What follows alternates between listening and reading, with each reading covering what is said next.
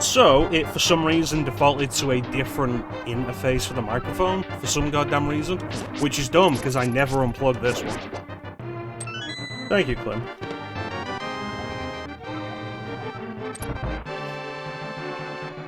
So, what was I saying? Link to the Past. Playing Link to the Past as it originally was created, as God intended.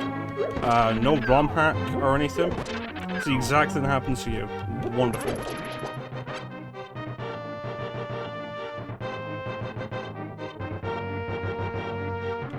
I'm not doing, I've been playing Link to the Past Redux whenever I've been playing this in, like, recent months, years, whatever.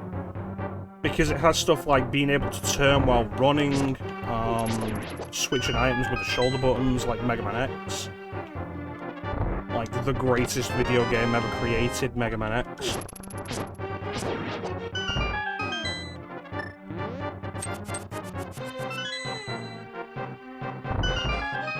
And it's really nice, but I was like, yeah, let's just do this properly. There's like, I've got some drinks here. I want to drink while on stream, because why not? So what can I play where my skills will not be diminished through alcohol?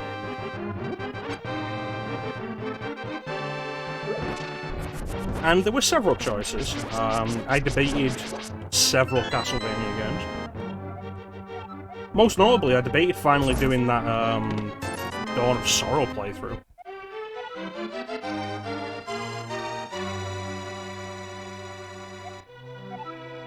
You're streaming right now, Clem? What? You're not streaming.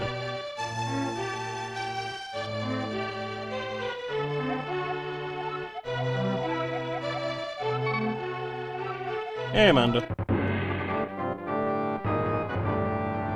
My dummy account I invented. Okay.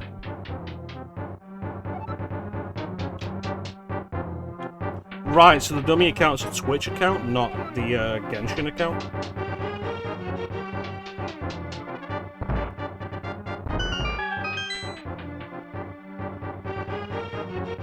So yeah, the idea is like, okay, I'm gonna drink throughout this entire stream. I have more than enough alcohol for that. What can I play while I am becoming increasingly intoxicated? And there were several options. Super Mario World was an option. because as you have seen previously, I fucking dominate on Super Mario World. I debated Castlevania Symphony of the Night, but we did that recently. Like, we actually did a playthrough of that recently. I debated finally doing that Dawn of Sorrow playthrough that I've been meaning to do for ages. But I decided against that because I might have something in the pipeline to do with that. Which I'm debating. I don't want to do it twice in short succession. I debated Ocarina of Time, but like, a full playthrough of Ocarina of Time, because whatever we do today, I would like to finish. A full playthrough of Ocarina of Time is going to be at least 6 hours. I can't guarantee I'm going to be conscious for that, because I've been up since 4 this morning. So Link to the Past seems like a very reasonable choice. And when I get the opportunity when we hit Sanctuary, I will take another drink.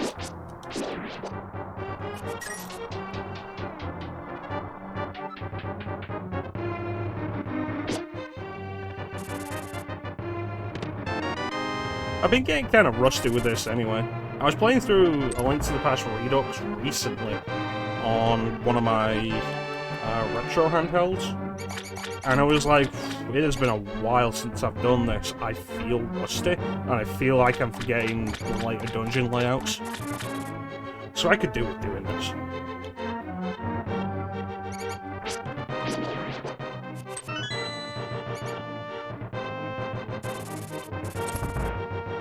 So all y'all motherfuckers doing?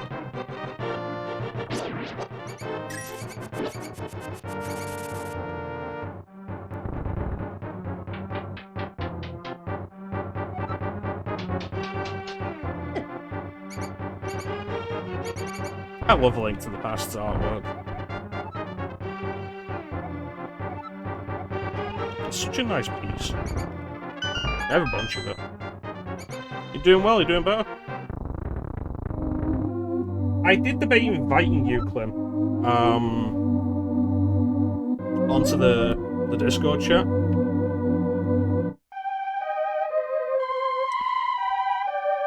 Because, you know, it's always good to have a drink with my buddy Clem.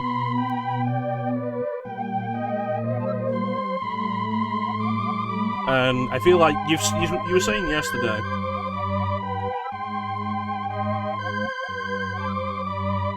like, you've not been streaming a whole lot recently because of your various conditions and your yeast infection and such. Yeah. I thought it might be a good way of getting you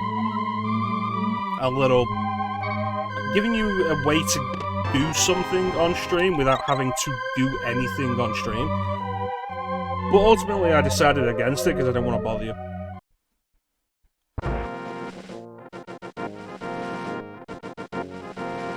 The good thing about playing, like, vanilla A Link to the Past as well is I can show that I'm actually good at A Link to the Past.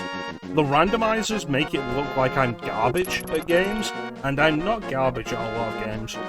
I'm quite good at several games. There is at least 3 games I'm quite good at.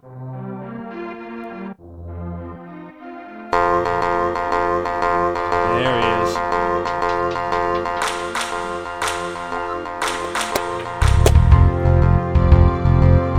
We are currently on Copper. Strawberry and lime.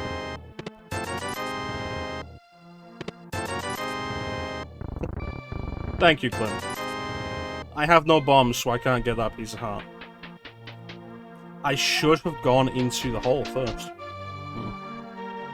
I also have another bottle of Captain Morgan's sliced apple that I picked up today, because I found I really like it. It's really nice.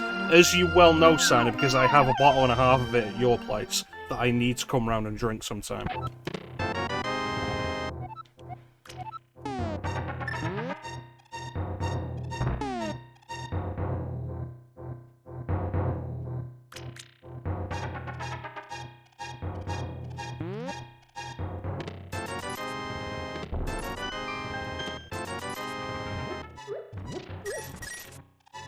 So what, I'm missing the ability to switch items with the shoulder buttons then.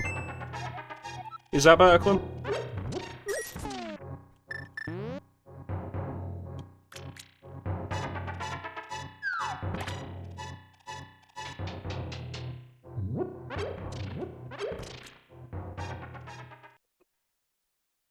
Excellent, thank you.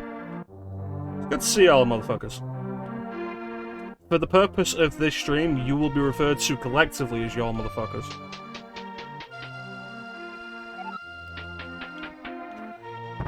There's also a thing, you came in today, Clem, saying Mecha, my dear friend, and it brought up a thing I mentioned in Amber's stream the other day, of, like, it always makes me think of Max Payne 2, where the villain refers to people as dearest of all my friends before he betrays them. And I need to do Max Payne 2. Max Payne 1 was great, and it was like 3 years ago, and I need to do Max Payne 2. Because Max Payne 2 is also really good.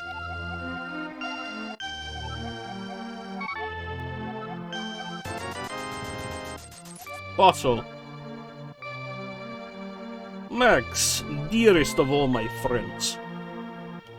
Max Payne 2 is really good. I recommend picking up both Max Payne and Max Payne 2, Clem.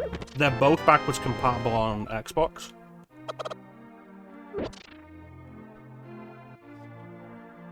And, like, it's kind of the sad thing with Max Payne 2. Like, Max Payne 1 gets all the love and the attention and treatment, and there's a picture of Mario at the top there. And Max Payne's great. Like, it is a really good game. Max Payne 2 is better. But it didn't sell as well and isn't as well remembered. But it is a better game.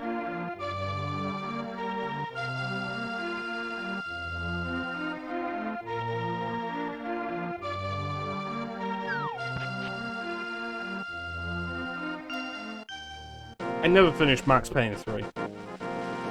For several reasons. Maybe I'll do it for stream one day.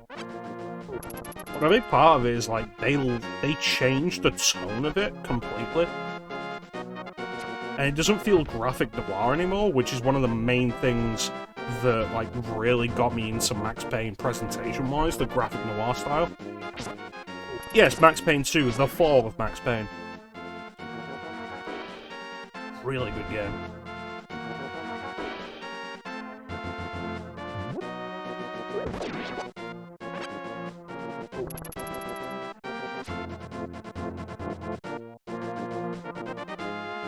I should work through more of Remedy's games. Because it's like, Remedy did Max Payne and Max Payne 2, and then they did Alan Wake. And I've still not really played Alan Wake. And then 17 years later they put out Control, and Control's apparently really good. And I own all of them. Some of them multiple times.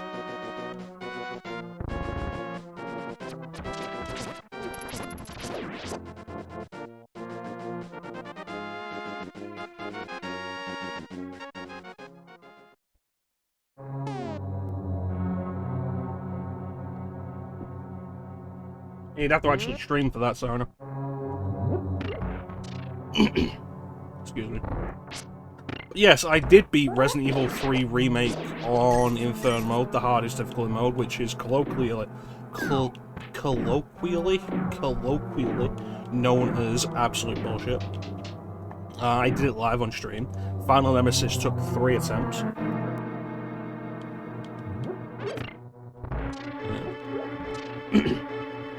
And it is the greatest achievement I have ever made on stream in the past few months. There were other really good achievements I've made.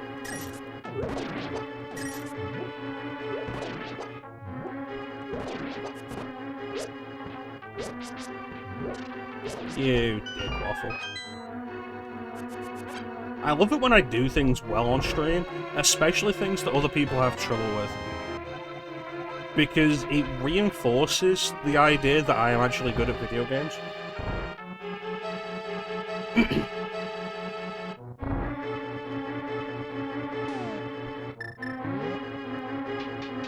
Like when I do Dark Souls, or like whenever it comes up with Dark Souls, of like, I've never died to Capra Demon, and Capra Demon's often considered one of the hardest early game bosses.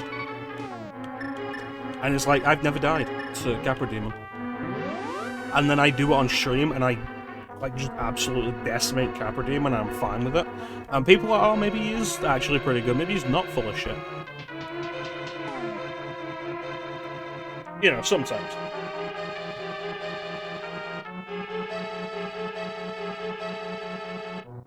Thank you, Simon.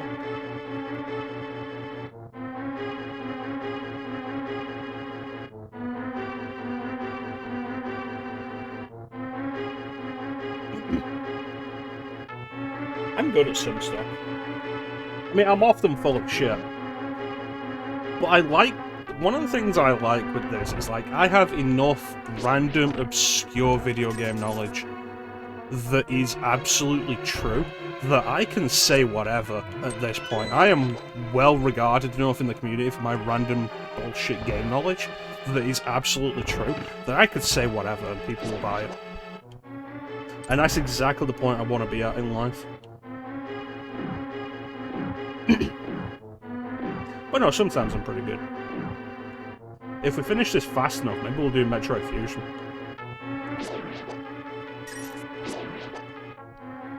The speedrun strat here is to just damage clip through those anti-fairies. I, however, will play it safe right now. May you fucking dick waffle.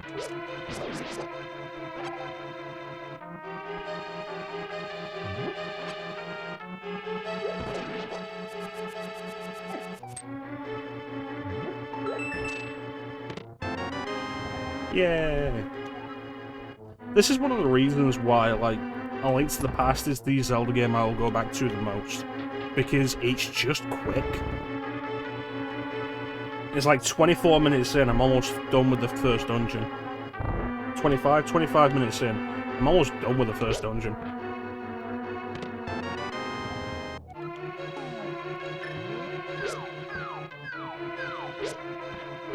It's not the case with, like, Majora's Mask,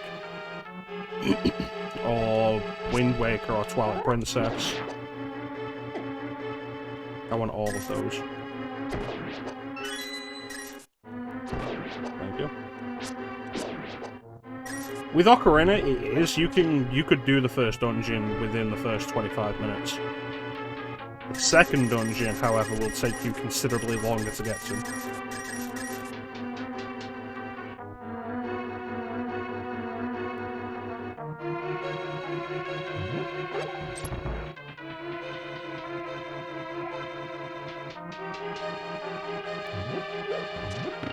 I don't have a theme style for Metroid Fusion.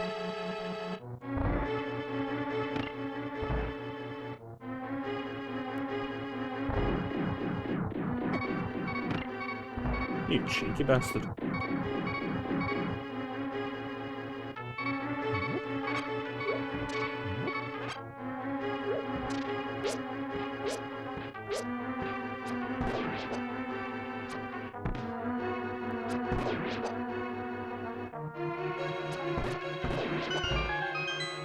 Alright, here we go.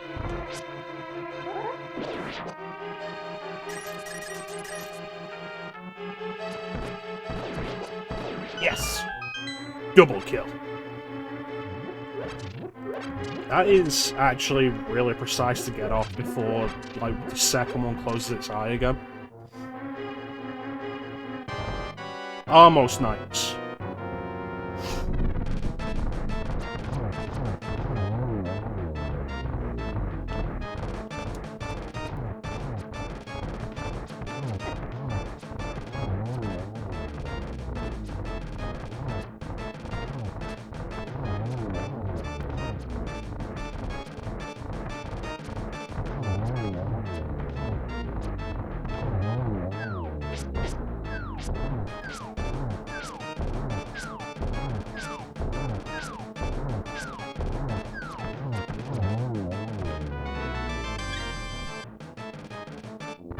Yeah.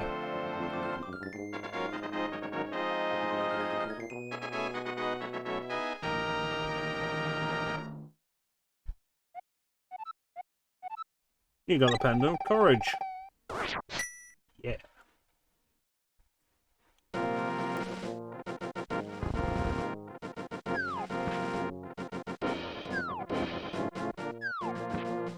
I keep meaning to start triangle strategy.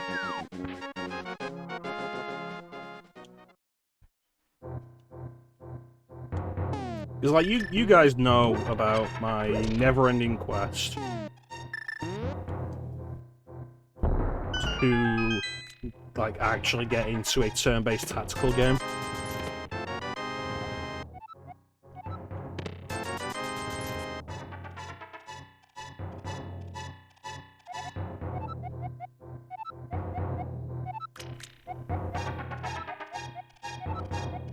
And, like, I really want to do Final Fantasy Tactics, I want to do Tactics Ogre, like these Yuzumi Matsuno directed games, because the plots sound really interesting, have a focus on political intrigue and such, and that sounds really interesting to me as far as video games go.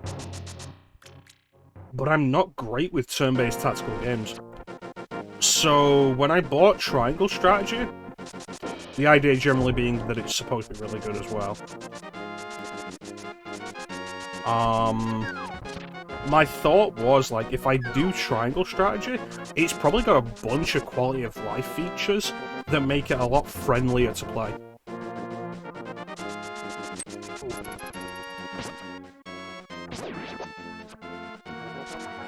You know, I do actually physically own Tactics A2, Grimoire of the Rift. There is a save file on there that is almost 100 hours. That save file belongs to Bane. Because I lent him my copy of Final Fantasy Tactics Tactics A2 Grimoire of the Rift. And he played the shit out of it.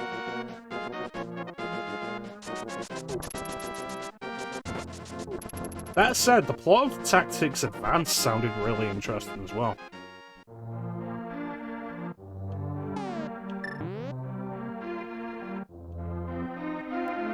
I know A2 is generally considered like the black sheep of the series.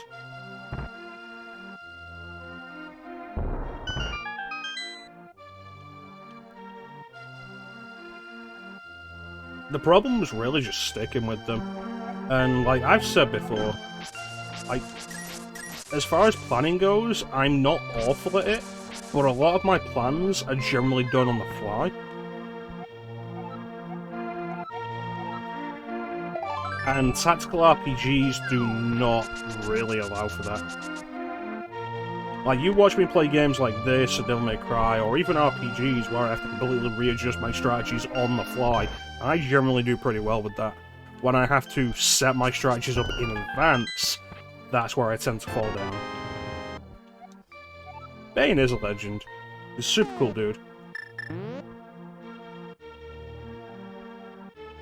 Absolutely one of my dearest friends.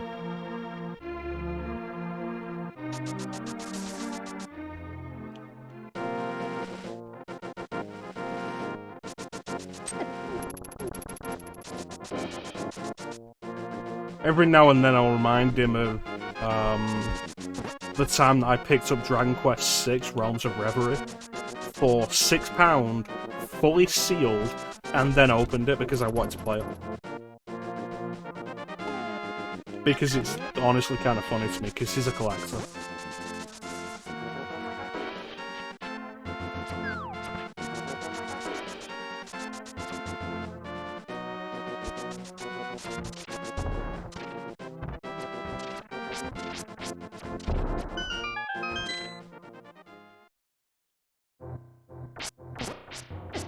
Ah, you bitch.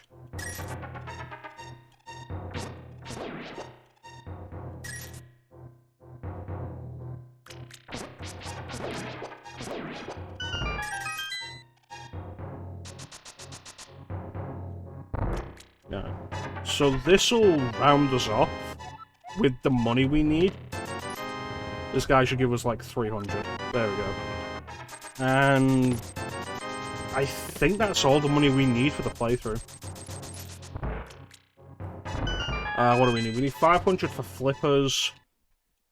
$110 to get into Palace of Darkness. And then it's another 100 for the Super Bomb. So, 710. Yeah, I'm very much the same way. I'm more into playing games than collecting them. But I think it's just the idea that I got it for £6 and it was fully sealed. And, like, I could have probably picked up another copy of it without having to open it. It's like £6. It cost me so little, and that could have been, like, sold later. I just wanted to play it. I should get around to doing some Dragon Quest for the stream. Like, we've shown off plenty of Final Fantasy, but, like, we've not done any Dragon Quest. And the question is, like, what Dragon Quest? I'm always a fan of the simplicity of Dragon Quest 1. That's actually, like, a really cool game. In the same way I'm fond of the simplicity of Final Fantasy 1. But Dragon Quest 3 is legitimately one of the most impressive RPGs.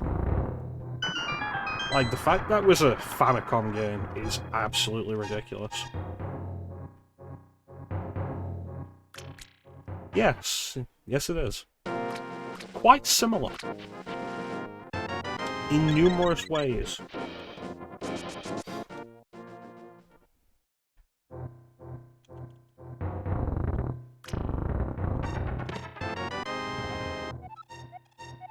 I'm always generally going to call Dragon Quest rather than Dragon Warrior for the same reason I call the Mega Drive and not the Genesis. It's because it's what it was always called over here.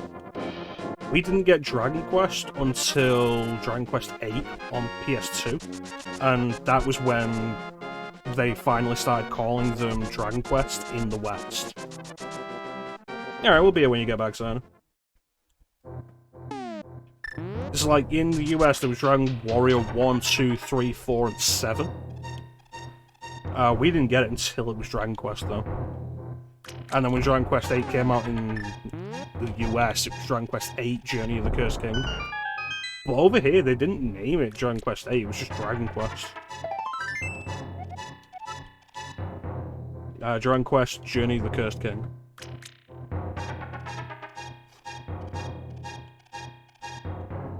I forget, but I don't think they named Dragon Quest 4 on DS either, over here. I think it was just Dragon Quest Chapters of the Chosen.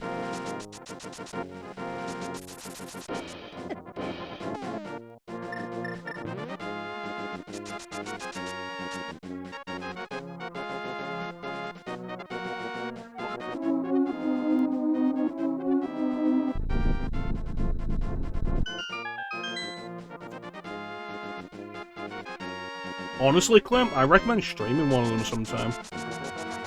Or just playing one. Like, maybe not stream them if you've not done any of them before, because they are somewhat grindier than Final Fantasy. Like, there's a lot of satisfying enjoyment to get out of Dragon Quest. And like I say, Dragon Quest 3, it's unbelievable that was a Famicom RPG.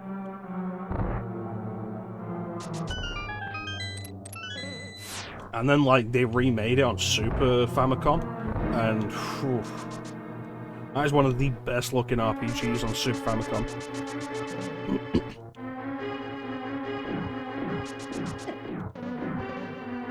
It's also worth bringing up again because, like, how many of us have forgotten at this point?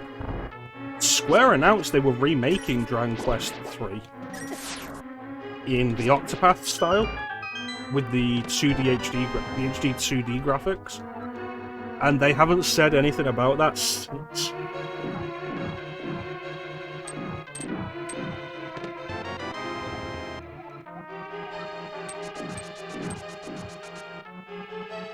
Only played the original on NES? Cool. If you want to play the original, Clem, my preferred way of playing it, the way I'll always recommend playing it, is the Game Boy Color version that comes with Dragon Quest 2. Yeah, very grindy.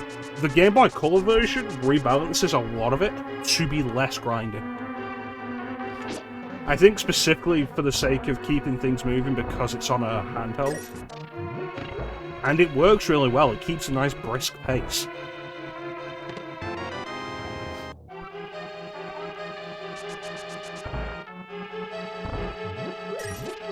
I have the more modern, like, remake, in quotation marks, of Dragon Quest 1, 2, and 3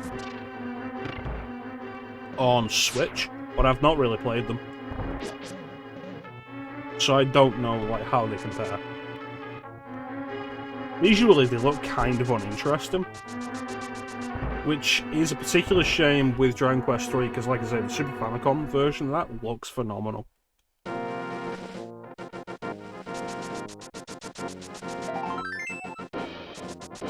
Like, watching Teak play through that a few years back was really nice, because, like, it's such a good-looking game.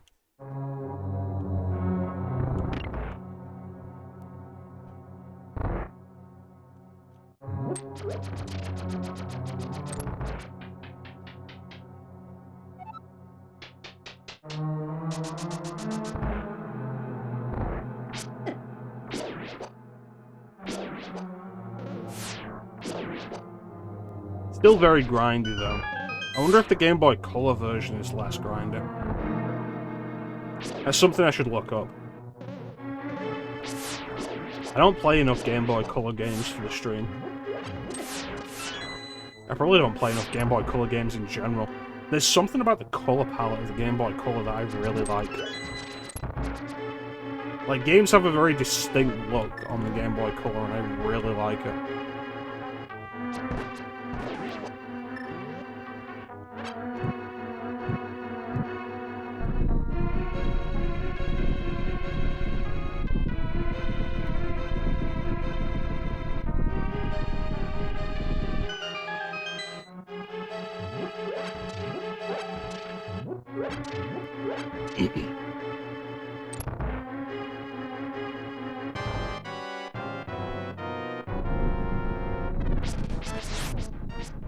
If you have a way of emulating PS2, Clint, I absolutely recommend checking out Dragon Quest VIII Journey of the Cursed King.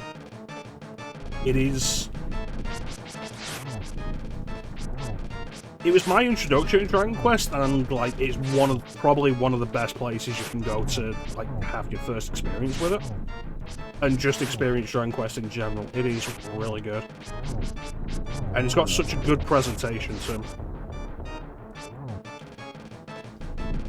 If you don't, I always recommend Dragon Quest V on DS. Hand of the Heavenly Bride.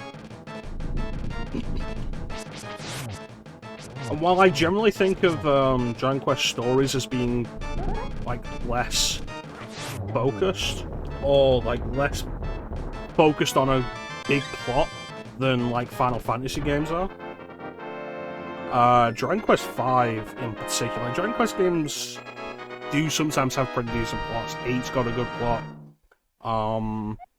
4 has a pretty interesting premise, with the chapters of The Chosen being chapters where you play as the characters who will eventually join your party before you eventually play as the hero, which is a really neat concept.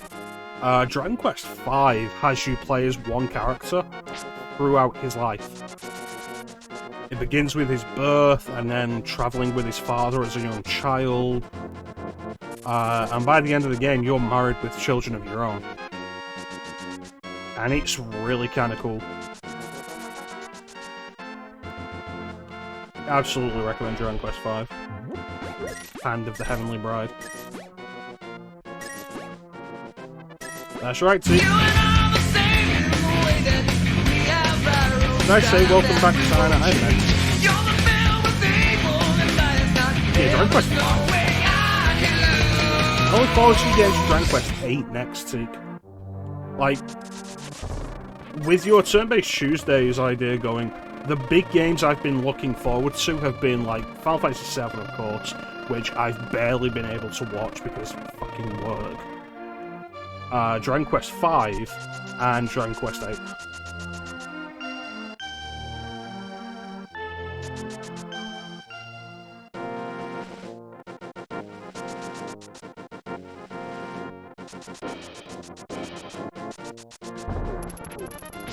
I have Dragon Quest XI, and I should probably just play it.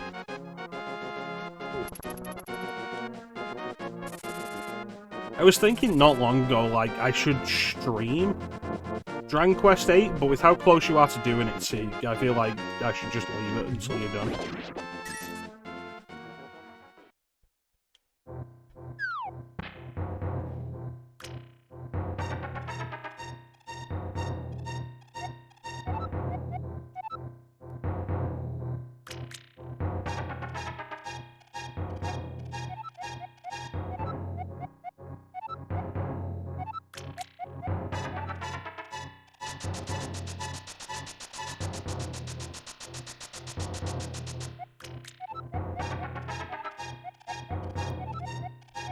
Probably should just stop playing Final Fantasy VI.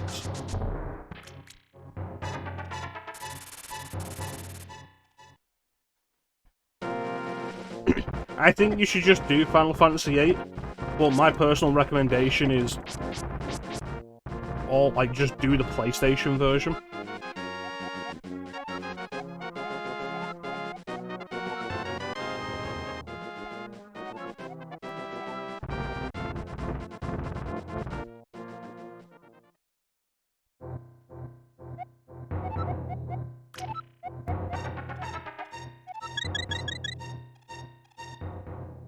Well, I've said numerous times just how poor I think all of the HD ports of the Final Fantasy PlayStation trilogy are.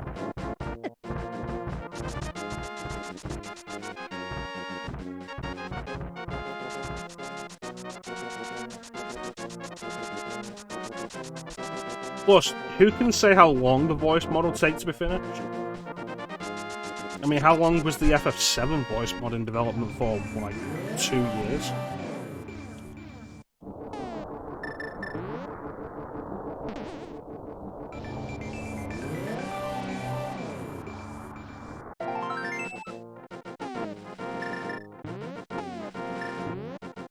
So I'd say, like, if it's not ready by the time you get to 8, just leave it.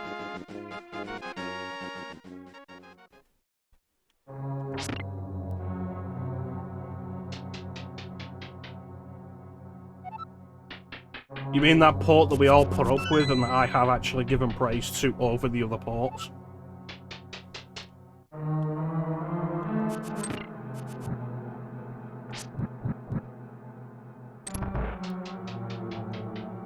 I feel like you could probably have fun with that though, Teak. Can I get this?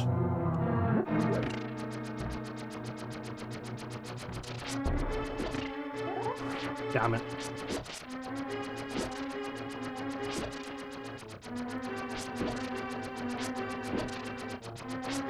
Possibly because it just didn't play during laps. Jeez.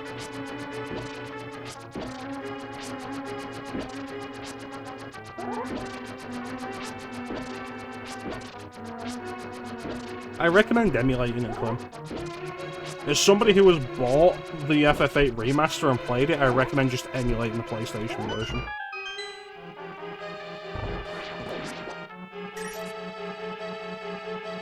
Yes, it does, Teak, and I will require the voice sample of that.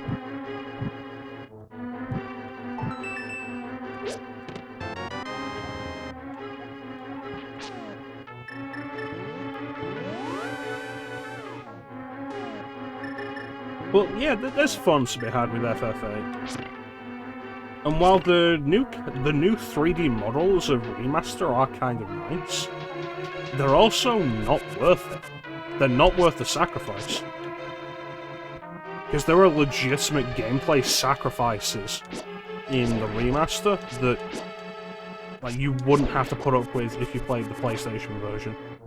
Like menus not running as smoothly as they're supposed to. Which I don't think Square ever fixed.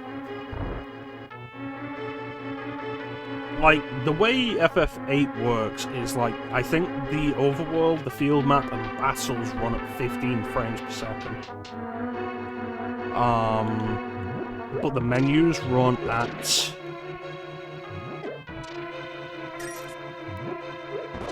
There we go. The menus run at 60. In the remaster, for some reason, the entire thing runs at 16 frames per second. Which was always weird. The thing with that, Seek, is like, I've bought the remaster on Switch, I'm not buying it again on PC. And also, we shouldn't have to wait for modders to fix problems that shouldn't have been there in the first place. Because there's also the same argument of like, oh, we can just get mods for it. It's like, cool, what's the advantage of FF8 Remaster over the original? The new 3D models. What are you playing Final Fantasy VII with right now? Modded models.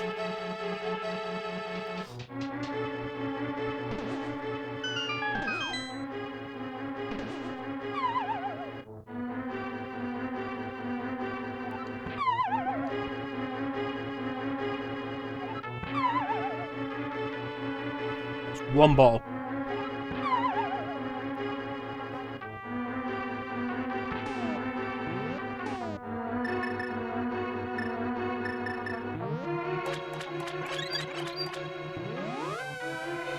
Alright, let's see how long Muldawn takes.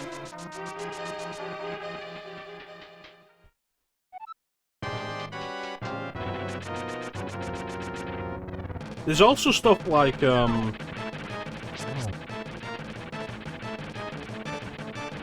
Seek, I didn't have a PC at the time.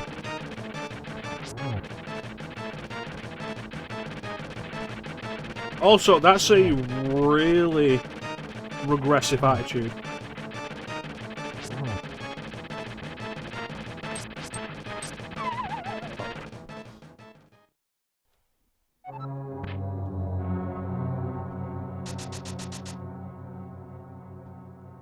Maybe somebody wants to play something portable. Maybe somebody wants to play it specifically on Switch. Like, for on-TV, off-TV play. Maybe somebody doesn't have a PC. Maybe Square shouldn't be putting out fucking garbage.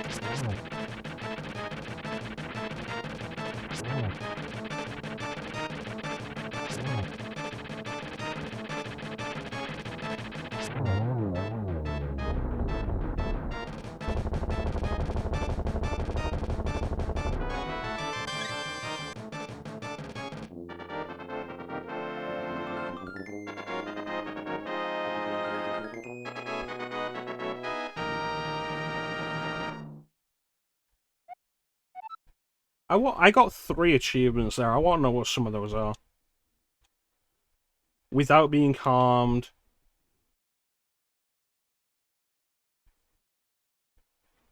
In 20 seconds.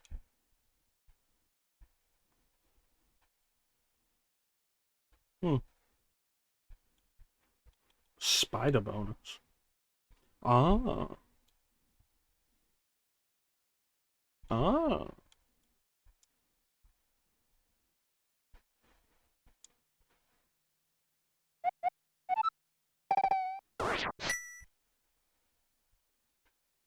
I'm gonna get a fresh drink when we get Master Sword. Bitch.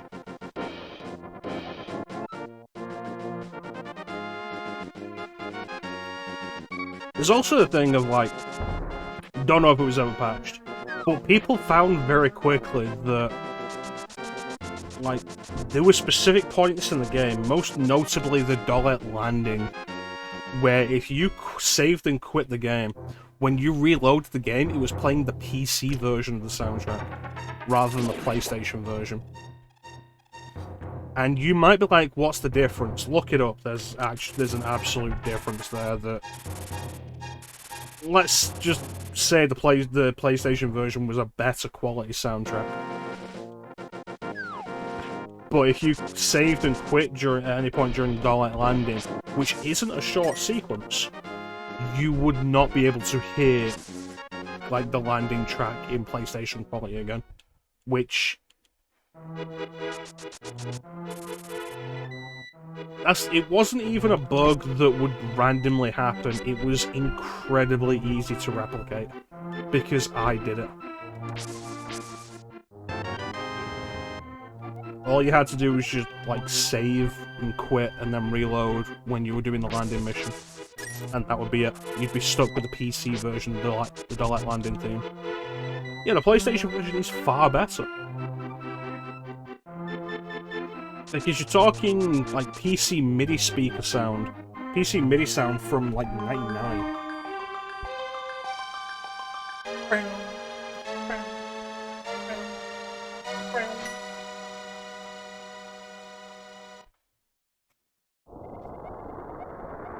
Crack open a cold one with the boys.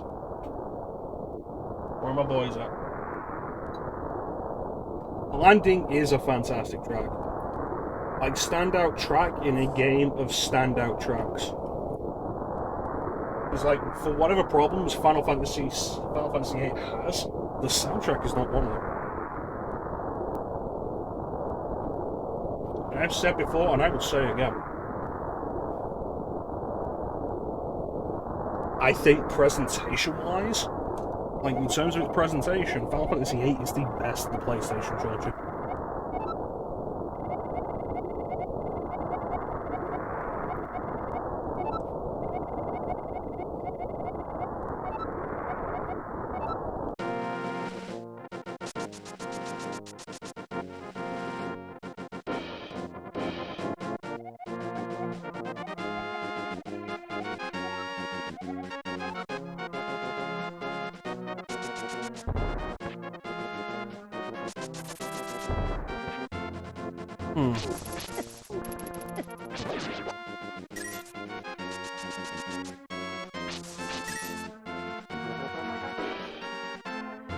Yeah, I know. Oh, this is the wrong way.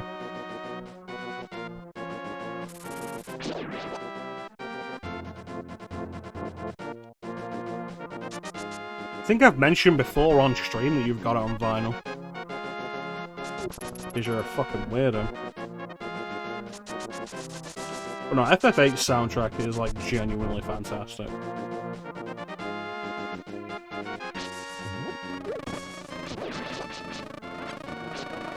Yeah, this is standard vanilla. Which is why I'm drinking.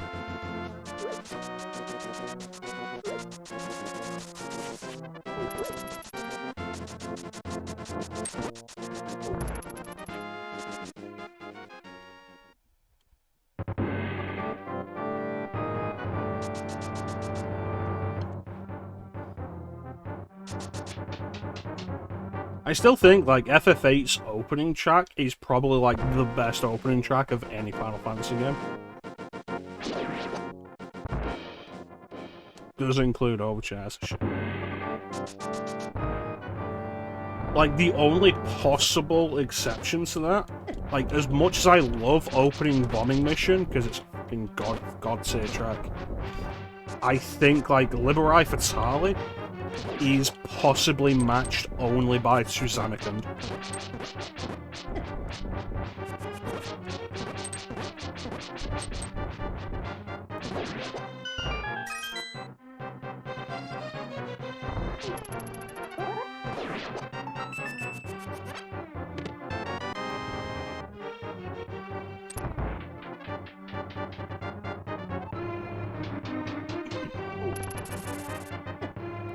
I think the actual visuals of the opening itself are a little muddled and confused and spend too much time showing you the events of the game that you're about to play. In that sense, I think it's one of the weaker openings, but the music of it, Liberai Fatale, is fantastic.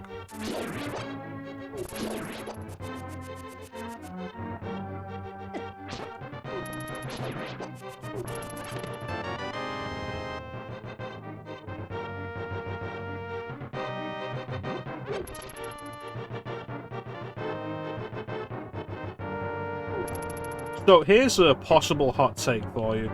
I think of 7 to 10, the weakest opening there is 9.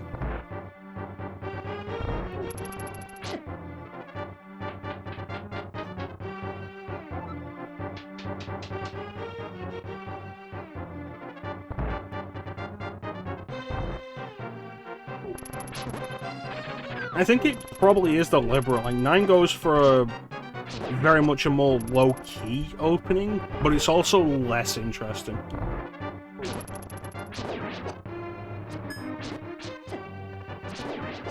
Seven to 10, like, of 7 to 10's openings.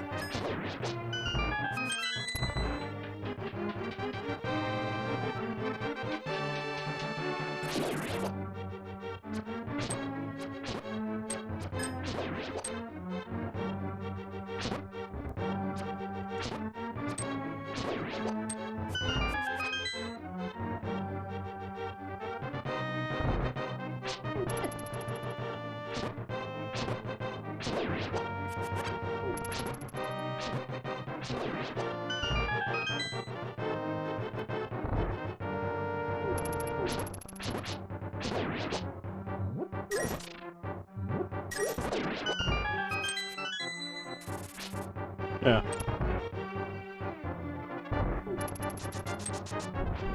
Listen, I think it's because FF9 is going for a very deliberately lower key opening in comparison with like the grandiose of 7 or like the...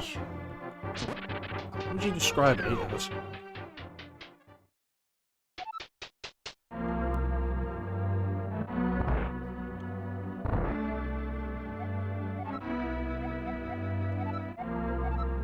Like, 7's very grand. The point is, like, the slow build-up with the appearance of Aerith to the overlook of Midgar to, like, the train arriving to the actual mission.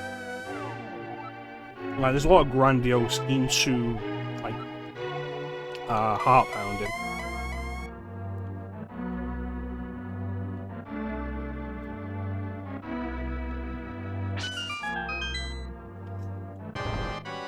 What would you describe 8 as?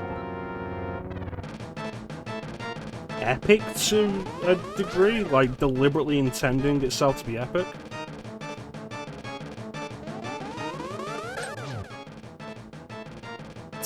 I really like 10's melancholy feel. Like, Tuzanican feels like very deliberately melancholy.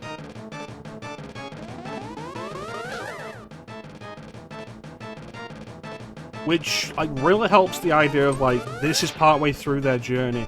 Is it the end of their journey? Is that what the melancholy is about, because it's the end of their journey?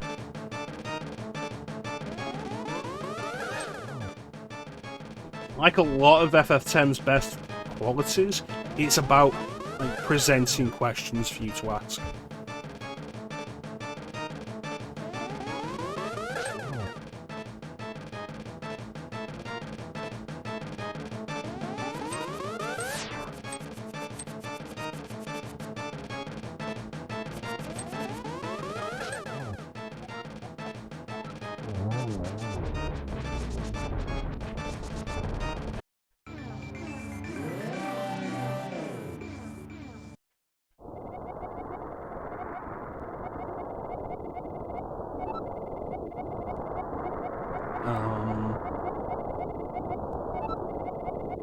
I can't think of what 12's opening is. I will say 12 has probably my favourite rendition of the Final Fantasy theme, though. And the only rendition of the Final Fantasy theme that comes close is the version that plays in the original Final Fantasy when you cross the bridge. I absolutely love that version. Thank you, Clem.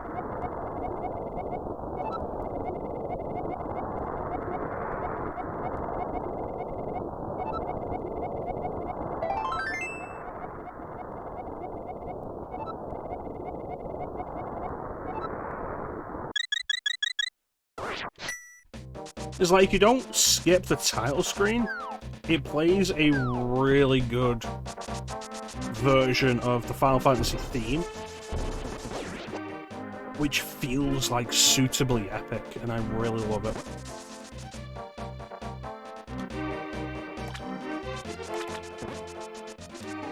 Alright, give me a sec. Let me...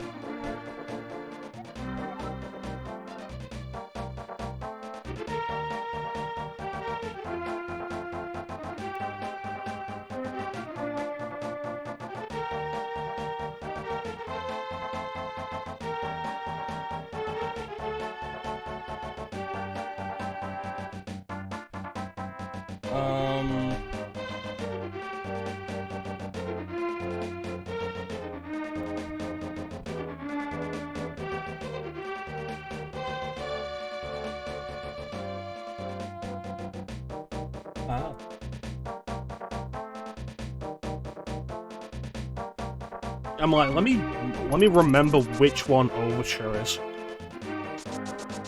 And it's like, yeah, Overture's good.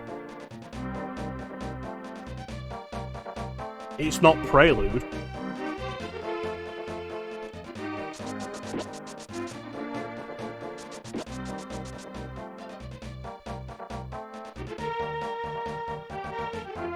And again, it's arguably weird that Final Fantasy VII had Prelude at the start.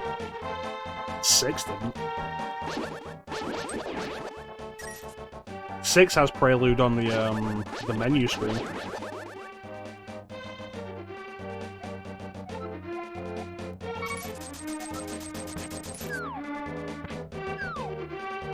The Overture's good. Like, 8 just has that really good soundtrack.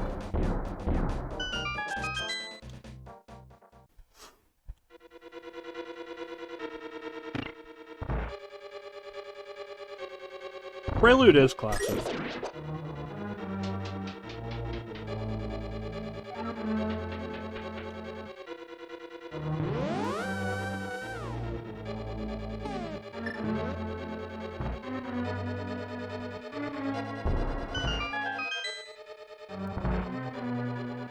Overture is specific to Final Fantasy VIII, I think, is a big part of it. It's not another rendition of a song you'd heard in a different game.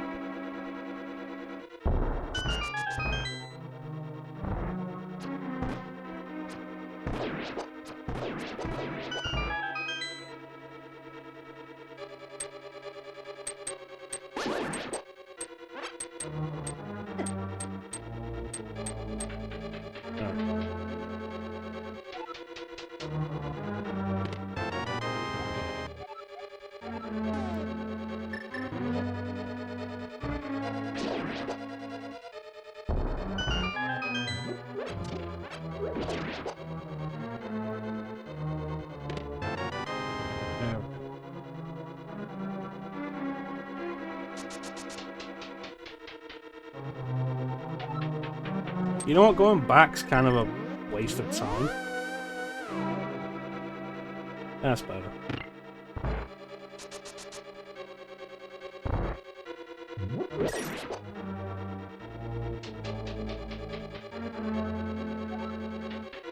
Yes. Yes, we do. Yeah, I don't judge you for it. We've all got our favourites. 8 was my favourite at one point.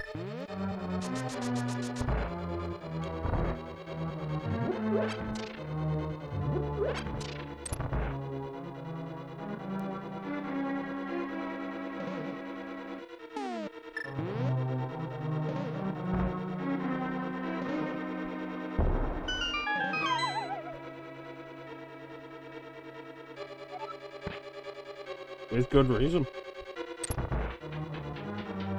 I like the ideas behind the junction system. I think the junction system's an interesting system.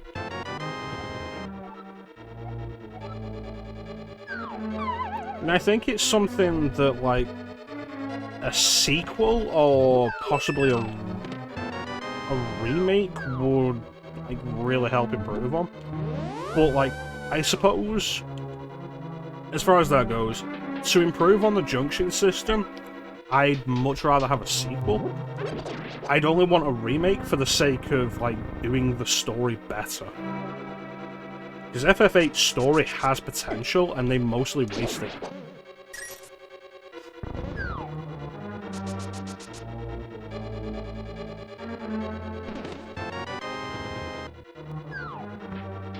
Yeah, you'll never use magic in there.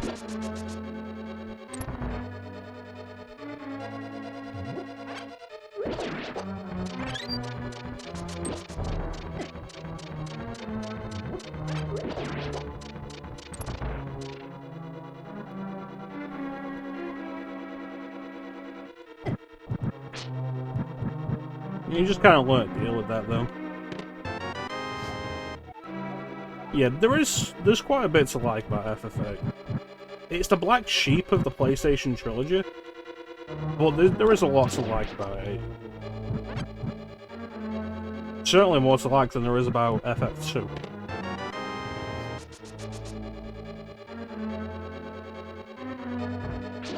I can't disagree with that assessment.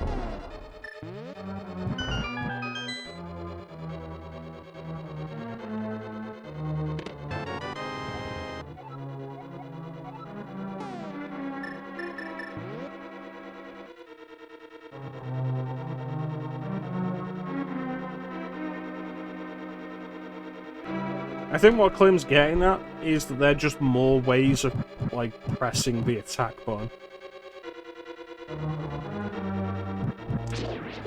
It's a similar issue that you have in FF13 of just pressing auto attack. It's like, oh, the system has this idea of you using it in a specific way and adapting your strategy with different paradigms. And it's like, yeah, but most of the time you want me to just press auto attack. And then the final boss comes around and it's like, oh, are you trying to choose your own specific attacks based on what feels better for the situation? Cool, you're going to game over, we want you to just press auto attack.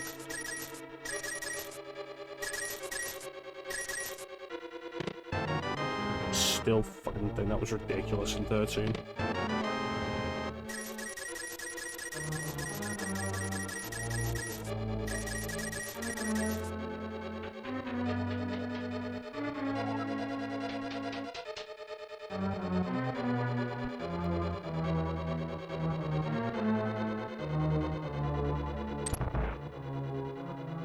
Yeah, there's ideas in 8.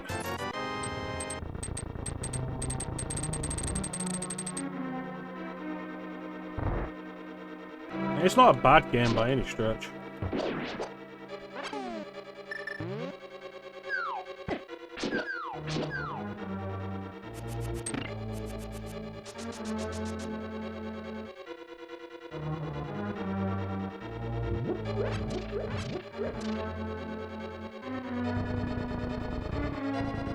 I wonder if 8 would have benefited from a remake more than 7 did.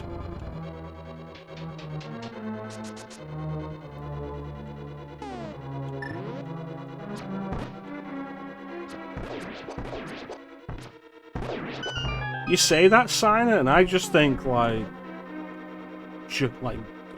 Link Hades materia to added effect.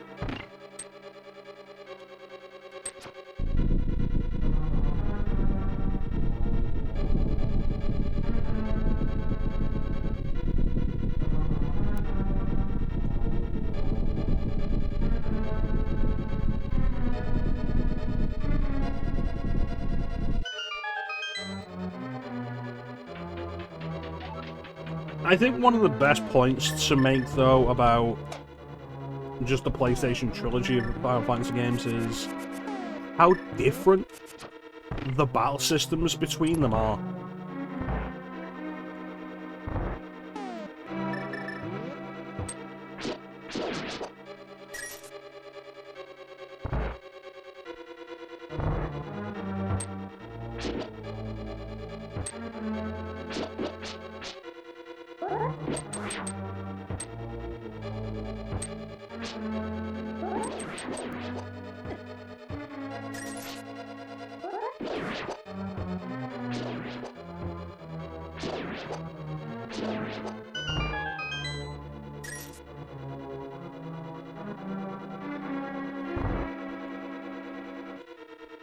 Yeah, the battle systems are all different between them all, with different ideas on how you pull them off. And different purposes to them. And, like, it makes them, like, really good to just float between. Helmasaur King.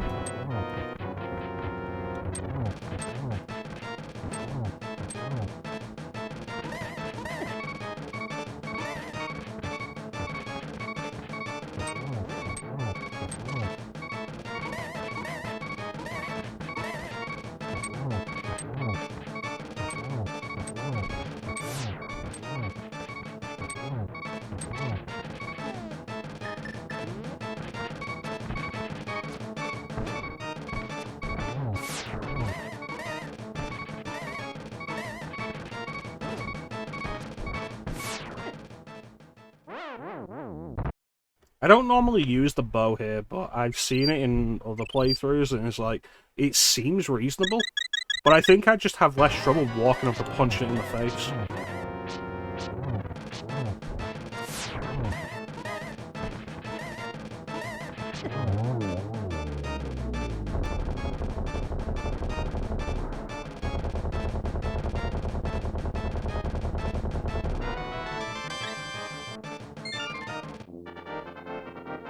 So, fun fact about Link to the Past.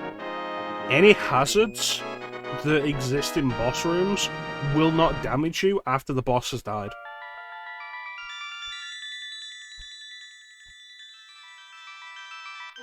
Yeah.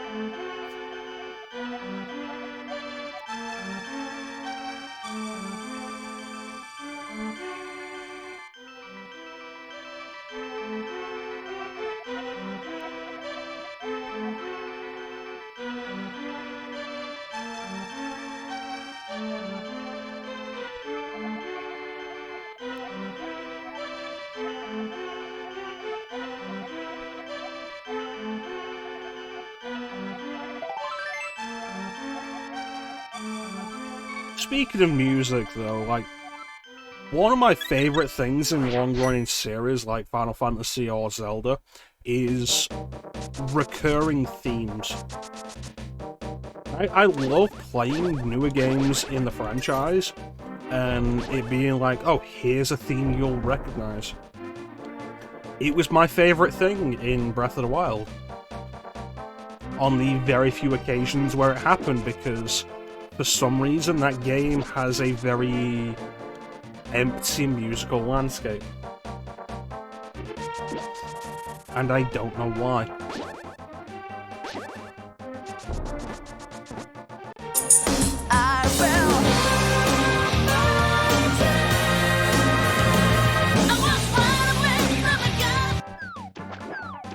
Oh, I didn't get the flippers. Hey, Flame. Thank you so much for the raid. Flame was playing Devil May Cry.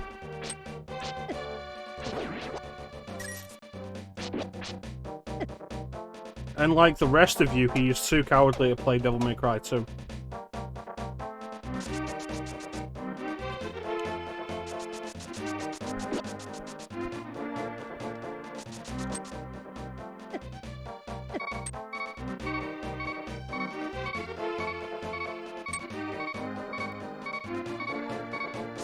Not the point, Clem.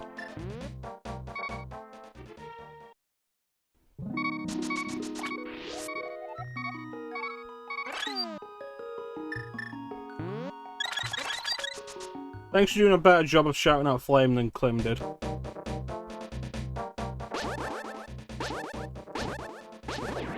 If Dark Souls wasn't filled with light, you'll have to do another Devil May Cry game then. I recommend DMC 2. You didn't finish it, Clem.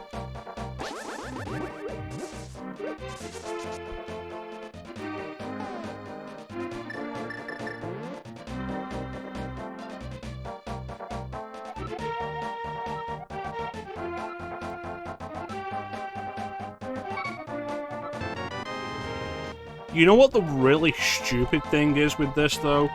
Is that, like, I'll say to people, like, you should play Devil May Cry 2.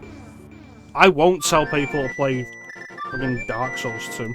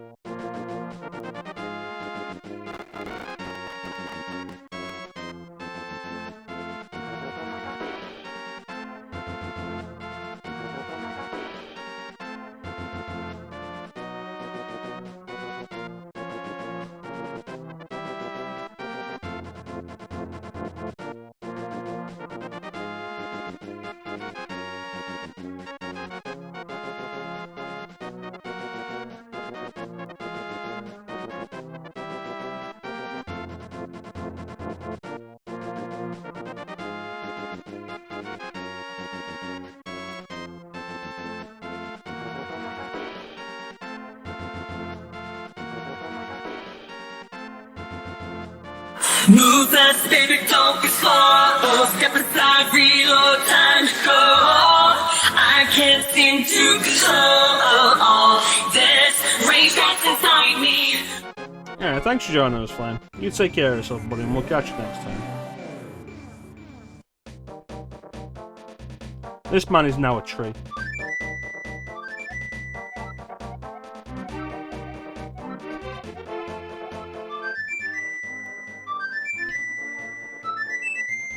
Dark Souls 2 put me off playing Dark Souls.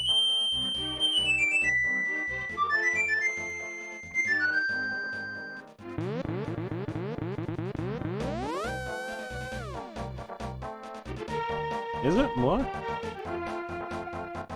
I told you, Flame, only on co-op. With you, we will suffer together. Is it, Bug?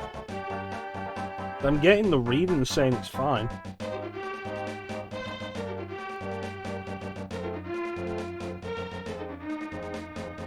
Just quieter than the alerts. Alright.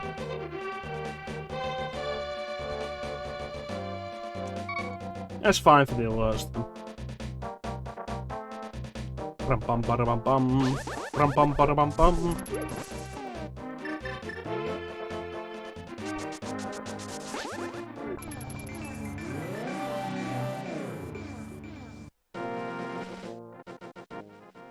Besides, you agreed to do all the Doom Engine games co-op.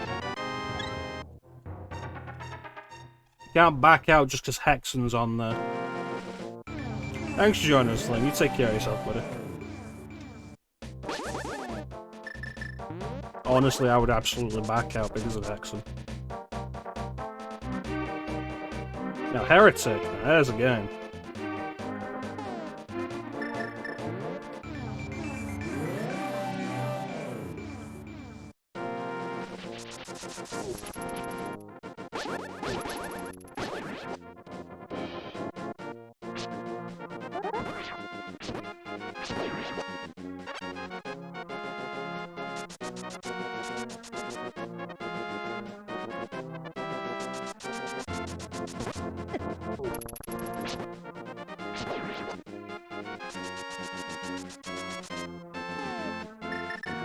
Alright. Now we can go do stuff.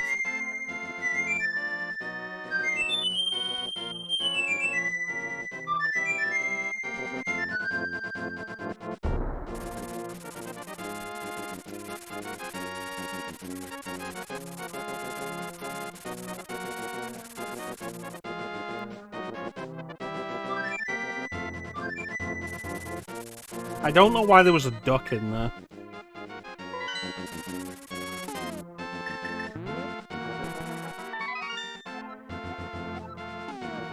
Come back to the shop later for something good.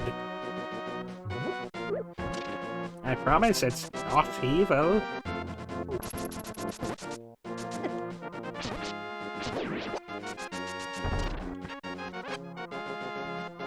Alright, let's go spend some of my 999 rupees.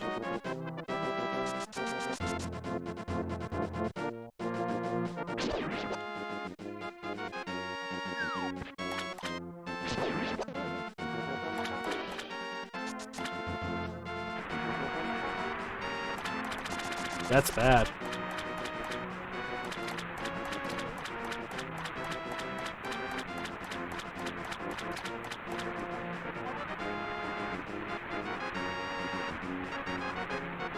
Thank you, sir. Mecha-chrono is cursed. That's bad. But it comes with a free Frodo. That's good. The Frodo is also cursed. That's bad. But it comes with your choice of toppings. That's good.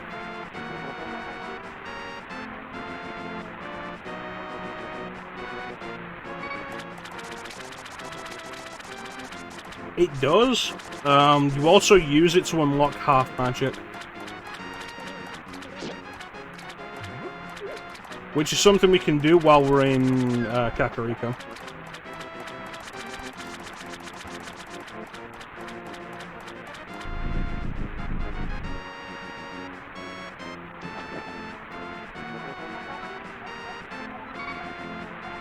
Give me your flippers.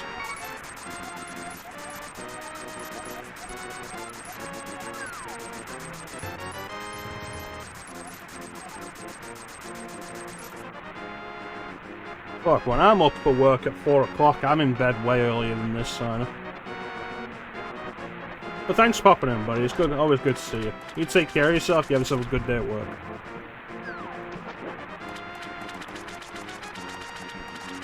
I was in work at 5 AM this morning. I have not slept since. But it's fine, because I am drinking. The alcohol will give me strength.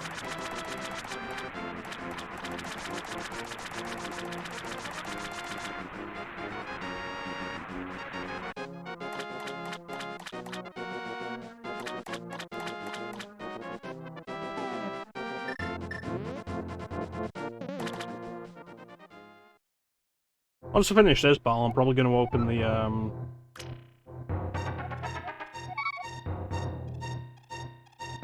the sliced apple. I like my sleep.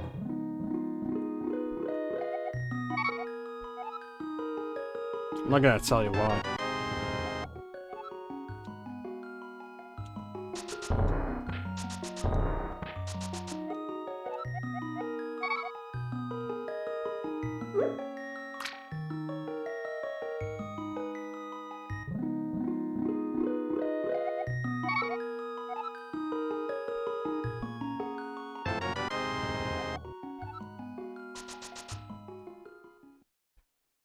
You can alternatively buy this shield from the shop that's to the west of Hyrule Castle for 500 rupees. You'll have your free time. I absolutely understand that.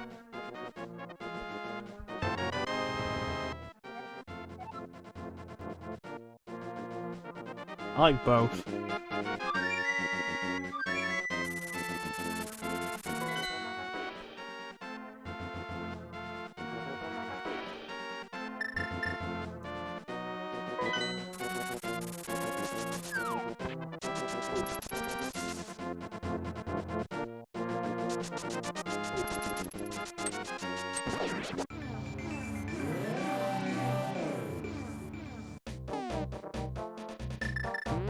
Alright, let's go get another bottle.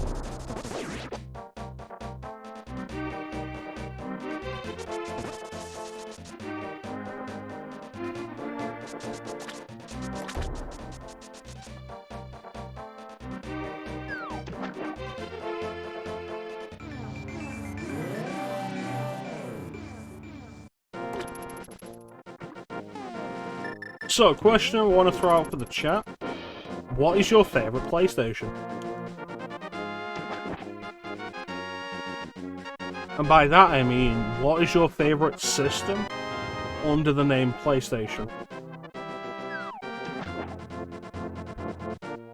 I'm going to put out 2 categories for this. Aesthetics and games to play on it. Like, which PlayStation do you think looks the best, and which do you enjoy playing the most? Like, which do you have the games that you play the most? Yeah.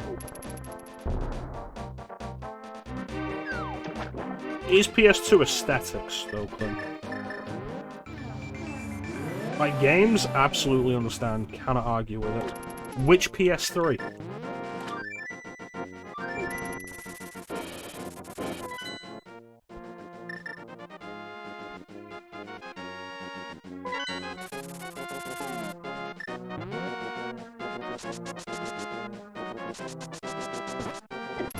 You played Soul Reaver 2? Goddamn, Clem.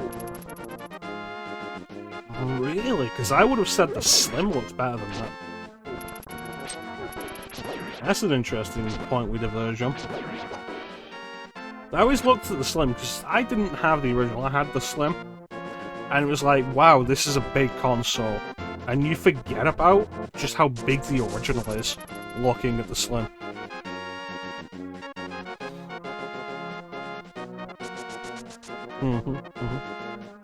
So sleek and cool looking. With its Spider-Man font. Which, like, do I have? Yeah, Folklore. Folklore will have that font on it. Yeah, it's going down the side, see? The actual Spider-Man font that they use.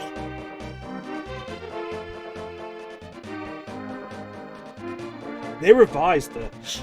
Like, they stopped using that. And so, like, the later games don't have that. And the PS3 Slim's just, like, it says PS3 on it, rather than PlayStation 3.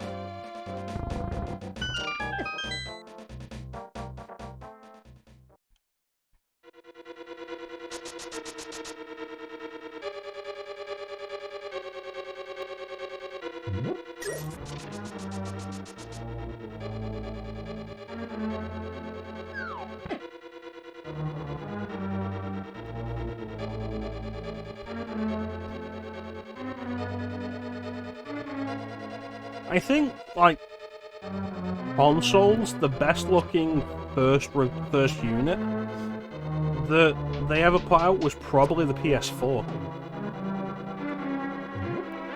Oh, the Super Slim, maybe?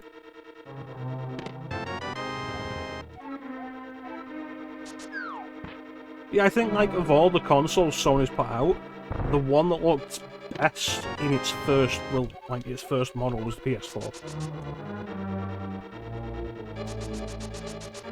And I think the only other one that can hold a candle to that is the original model Vita.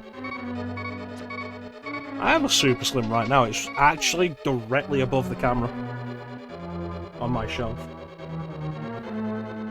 I currently have it all plugged in and set up because I'm supposed to be doing Metal Gear Solid 4 soon. And Konami still hasn't released that fucking game on anything else.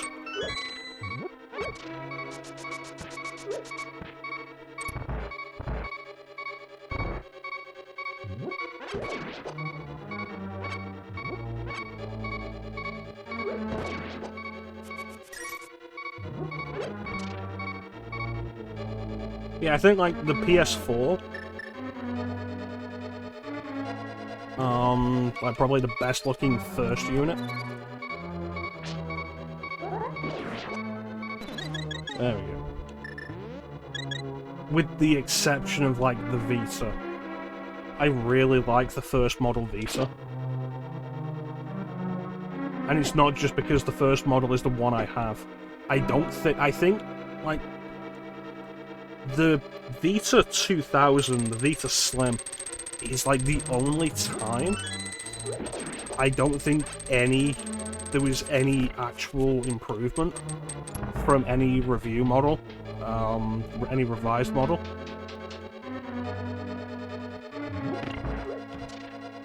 Hey, man. I'm going to assume Refueler is autocorrect for refurb.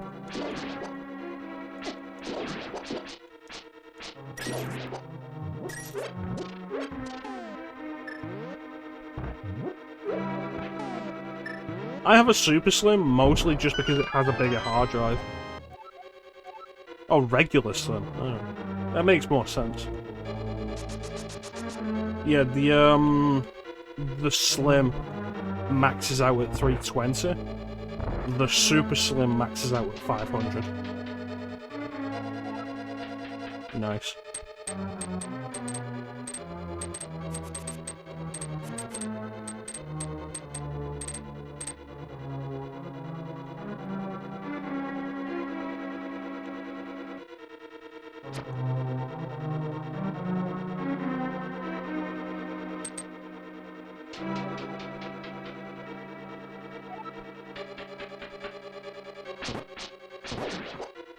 I I've got most of everything that I want from my account.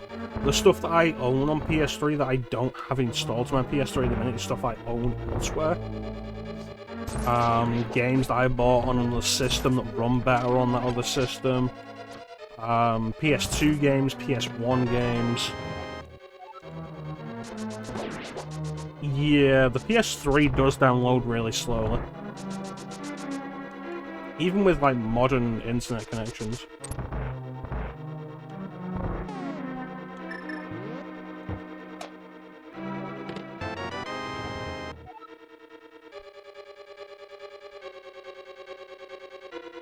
You didn't send a hello emote to me when I said hello. I see how it is.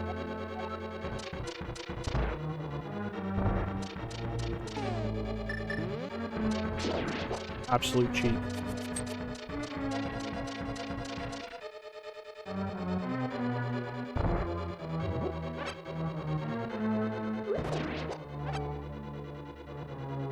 Still going with it. Yeah, I had that issue.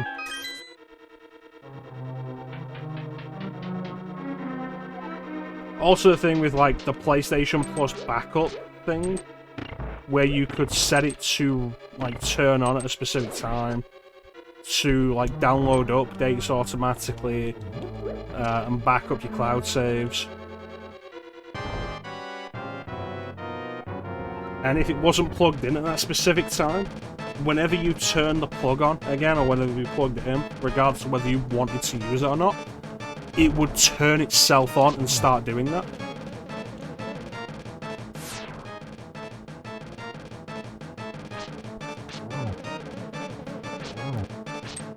Alright, that's one.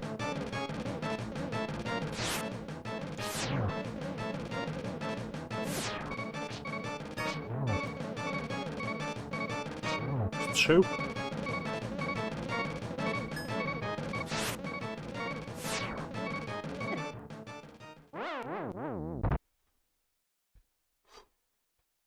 I had mine set to do it, like, late at night. But particularly with, like, trying to be more power conscious over the last few years, I don't want to leave my shit plugged in.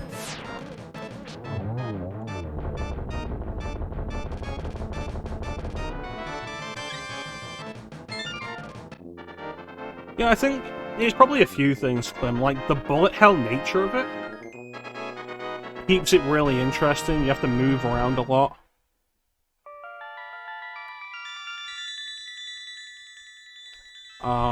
The fact that there's not a whole lot of waiting for mechanics helps. Also, yeah, I've just done it as the second one. As soon as I gain access to this dungeon, I do it. Because getting the Titan Mitt from this allows you to get the Tempered Sword. And the sooner I can get upgraded damage, the happier I am.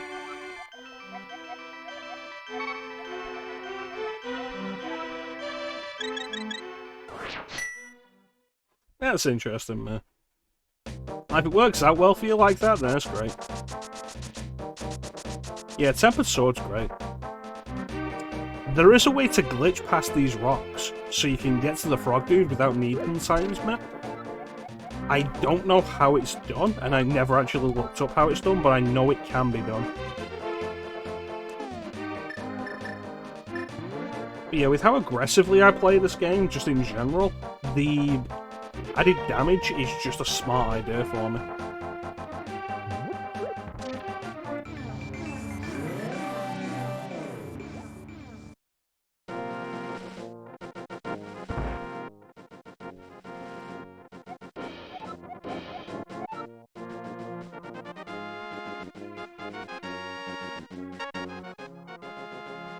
This idea that you can improve the Master Sword.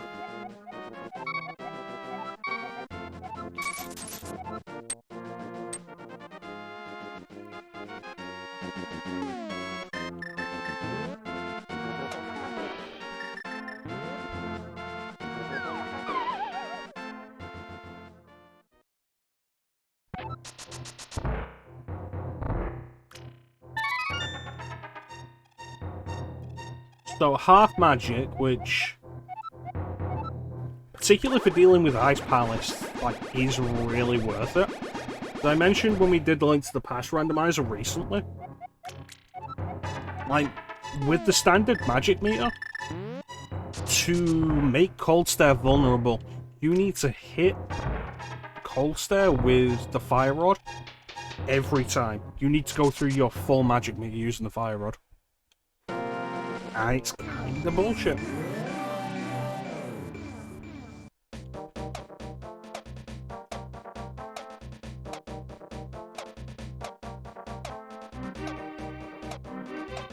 Yep. Boss of the Ice Palace. For those who want the names, the first boss that we fight are the Almost Knights in the Eastern Palace. Desert Palace has Land Molars. Tower of Hera has Moldorm. The Palace of Darkness has Helmasaur King.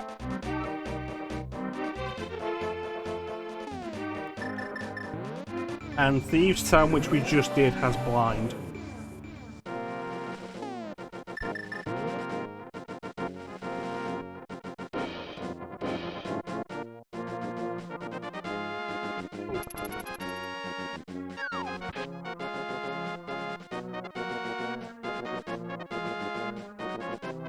Yeah, Blind they mentioned in story if you go into the Thieves' hideout in Kakariko Town.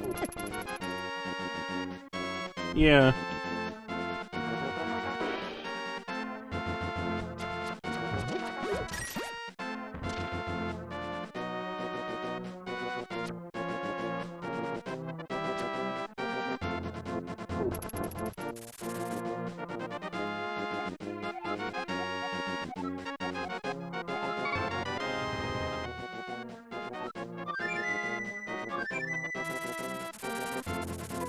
Hey, the fuckers.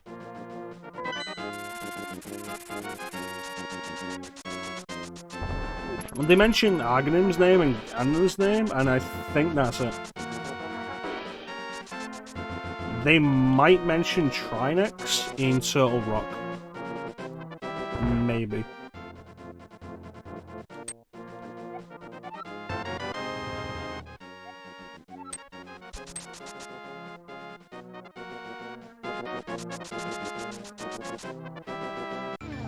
But now while we're here, let's go do Skull Woods. And then we will do Swamp Palace. Boss of Skull Woods is Mothula.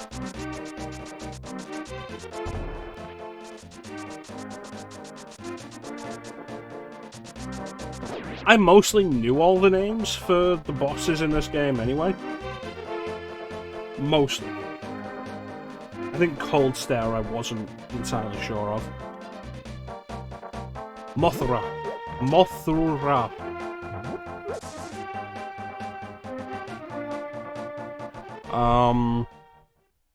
Well, back when I was doing commentary, like post-commentaries for video games, I edited in the names for all the bosses in this game, and also, like, Ocarina of Time style subtitles for them. Which I really liked. I worked hard on those subtitles. But it also required me to make sure I knew all the goddamn names.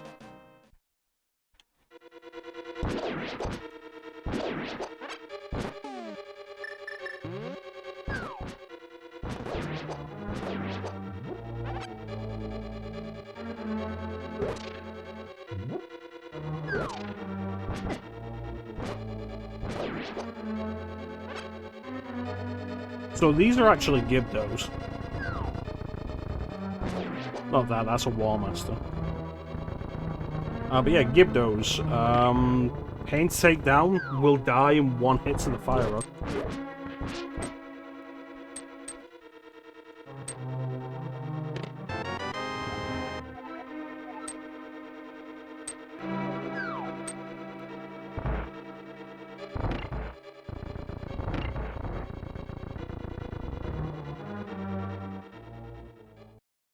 I wish I still had the footage of the names, like the subtitles that I made up for the boss names. Because some of them were actually pretty good.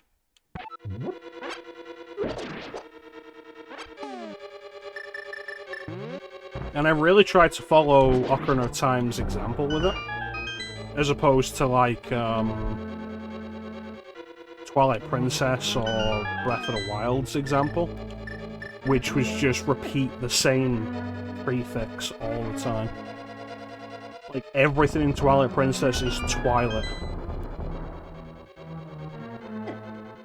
And all the bosses in Breath of the Wild are lights. Fuck off. Come on, monster. Bouncy worm douche. Bouncy worm douche. Moldorm.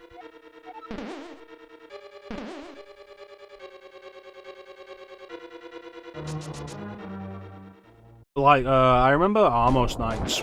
I had them down as Armored Guardians. Armored Guardians, Armos Knights.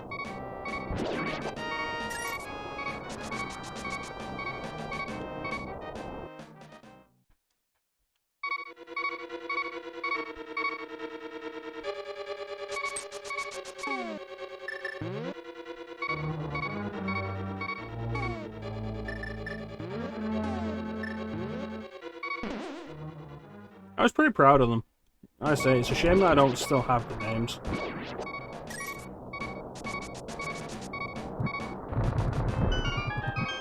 I used to enjoy doing editing stuff like that. Just need...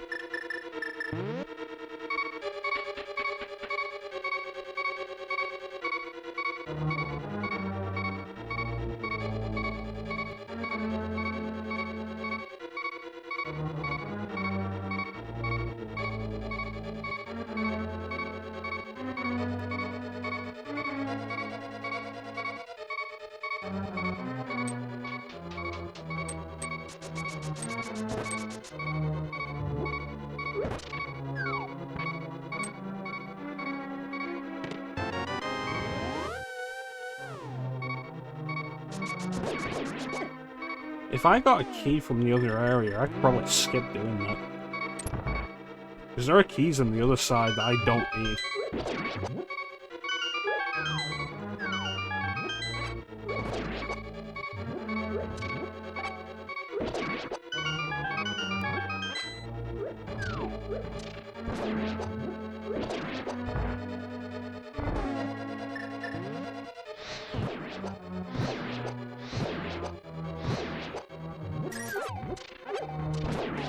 Back off.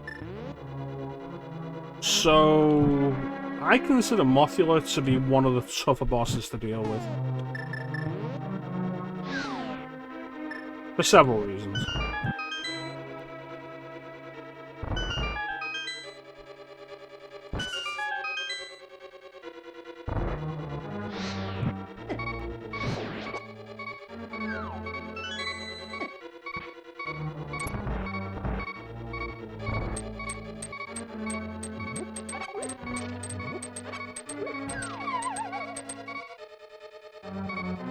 Part of it is like the small area of the arena, the moving floor,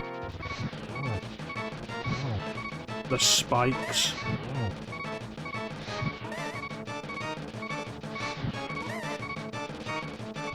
The way layering works on the sprites, so that you never want to go above it because it will always end up damaging you when it moves up.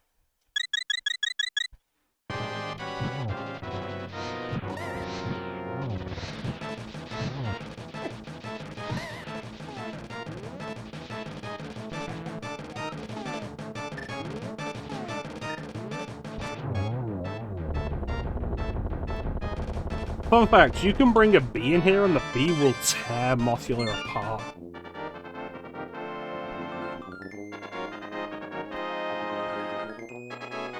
If you get a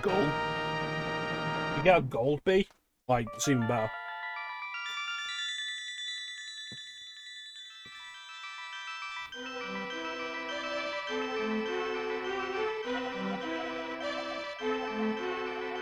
Thank you, Tim.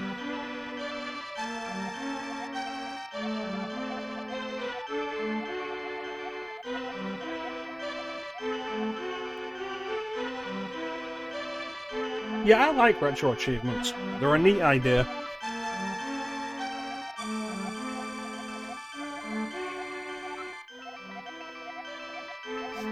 My biggest criticism of them is that you have to be connected to online. You have to have an online connection. Which is not a problem if I'm playing RetroArch on my PC or whatever. But if I'm doing it on one of my retro handhelds, and it's like, cool, I like the concept of retro achievements, but I'm out and about. It can be a little irritating.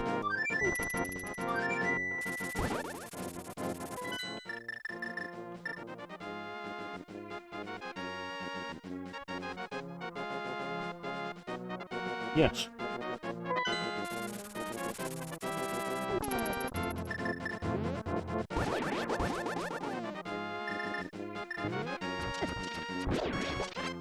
Some of the achievements are just ridiculous, though. Well, let's take a real quick look at this.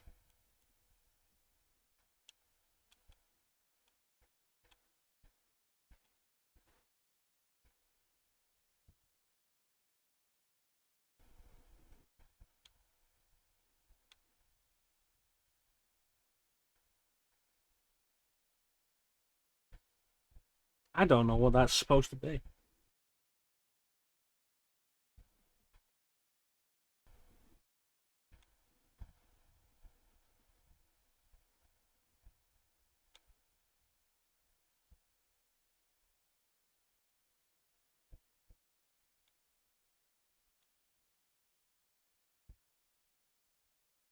Using only the boomerang? Jeez.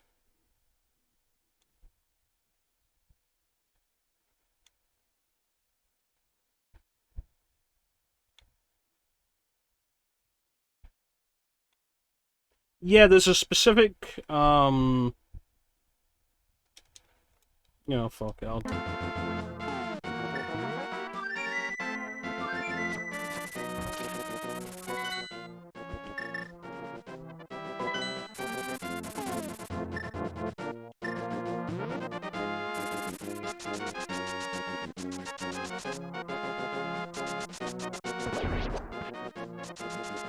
this house.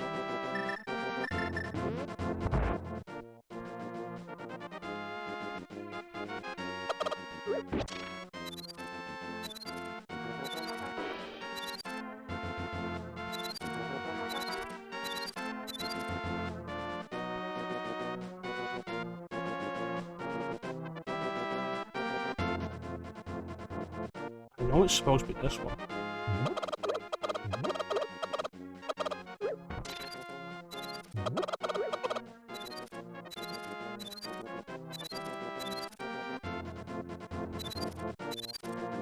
Maybe it has to be earlier in the game.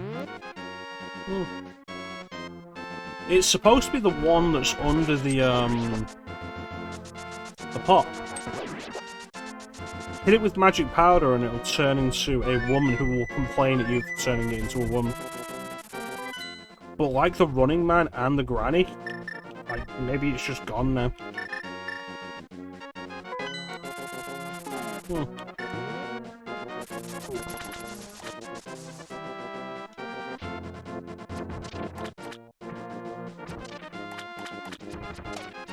Achievements like that can be a neat way of finding out about some of these weird, obscure pieces.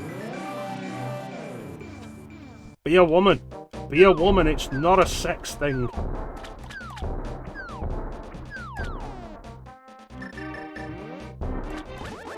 Yeah, achievements like that are how I found out about the hidden vamp cameo at the end of Metal Gear Solid 2. Which, having looked at that, I don't know how you were supposed to know that was there to begin with.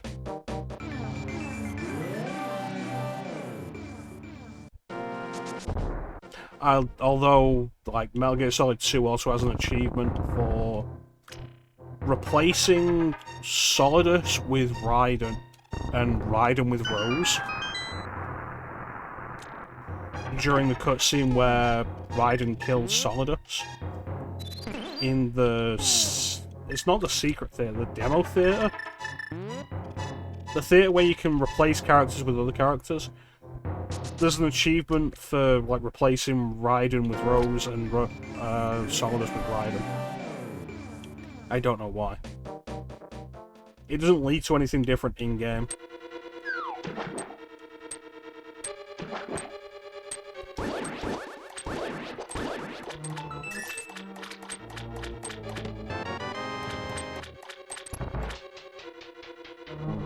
I'm starting to feel tired.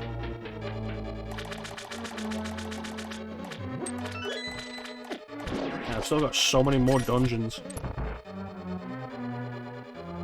It's the irony, I think, of like A Link to the Past being one of the fastest Zelda games to get through, in that it still has more dungeons than any other Zelda game. I think the one that comes closest to having almost the same number is Ocarina of Time.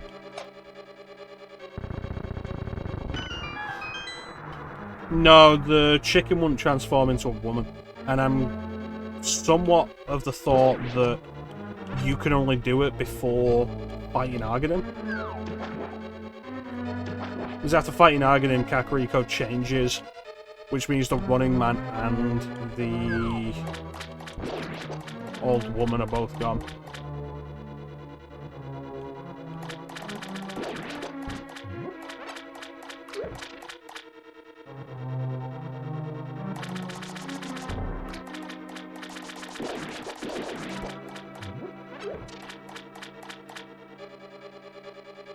Yeah, it's when the music changes. When it starts playing the Overworld Hyrule theme instead of the Kakariko theme.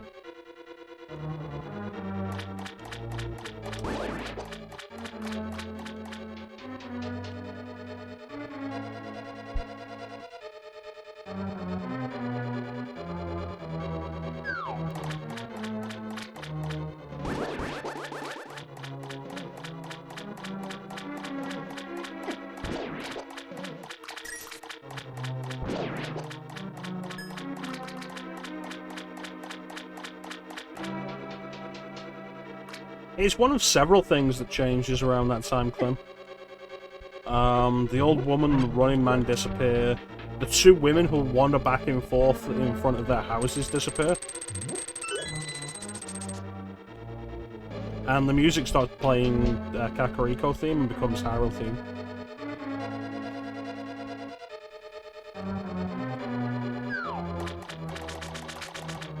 Haha!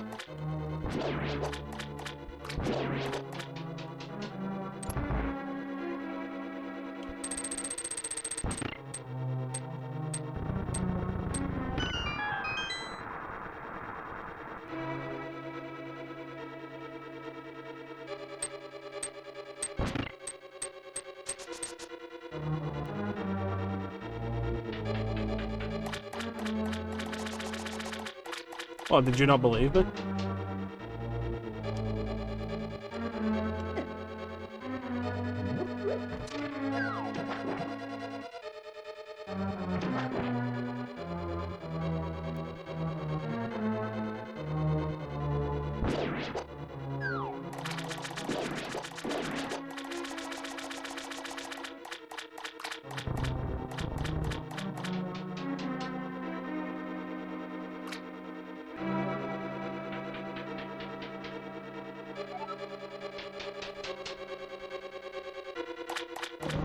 I mean, by that point, the only reason you have to go back to Kakariko is for the flute.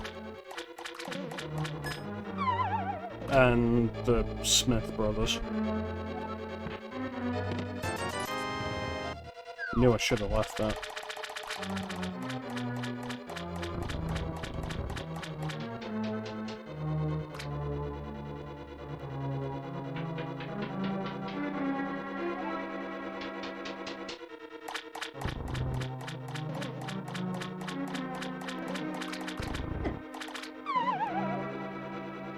Alright.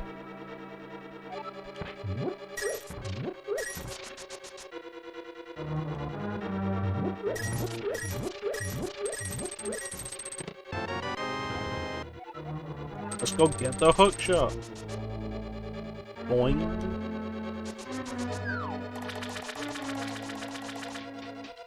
Boing.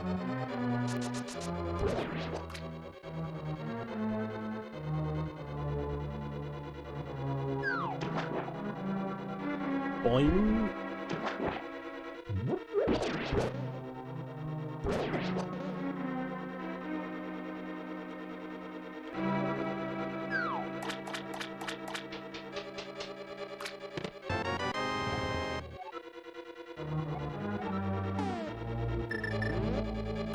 Boing.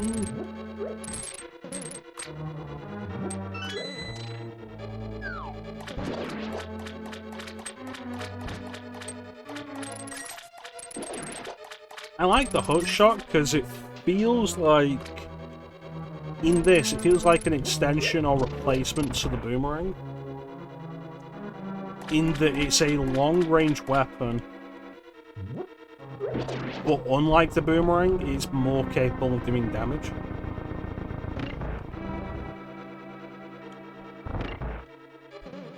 Boing.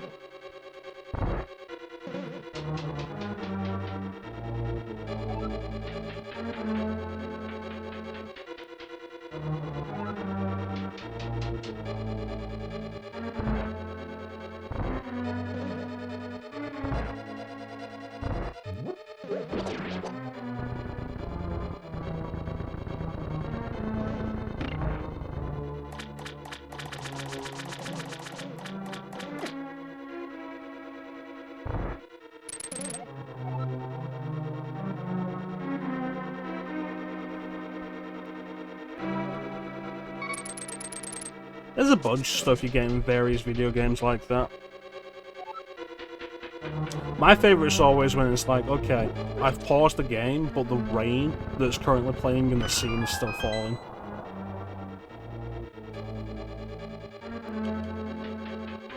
That's happened in more than one game.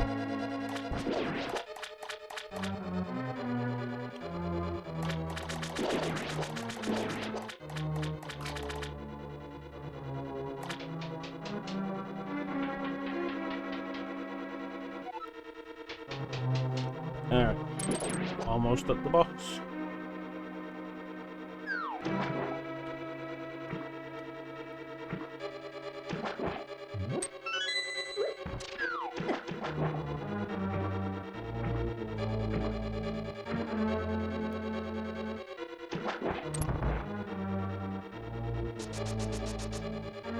So this boss is Argus.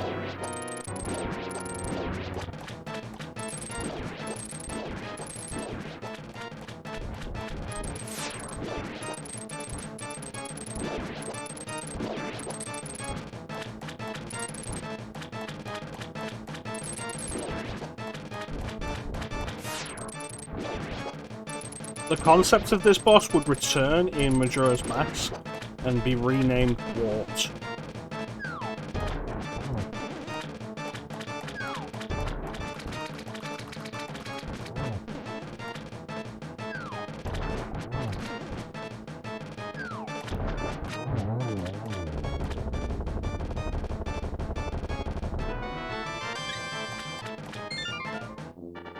Yeah, crystal number 2.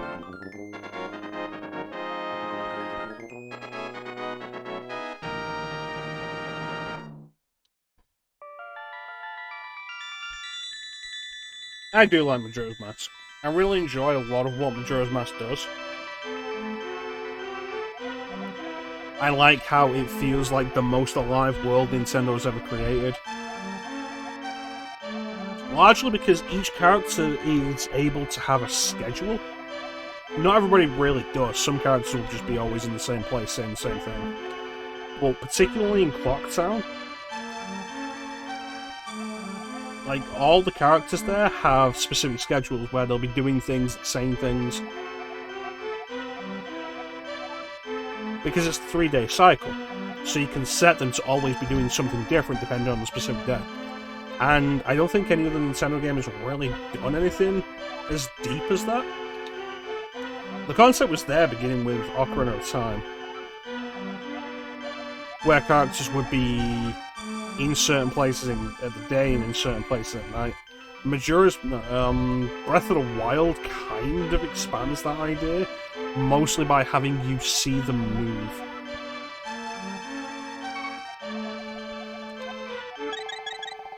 I get that, but if you... It's very possible, and I wouldn't say even that difficult, to get to a point where you only need to really do everything once.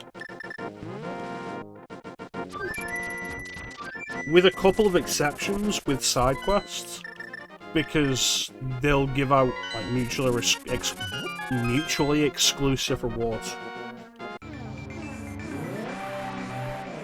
I do not have the medallions I need.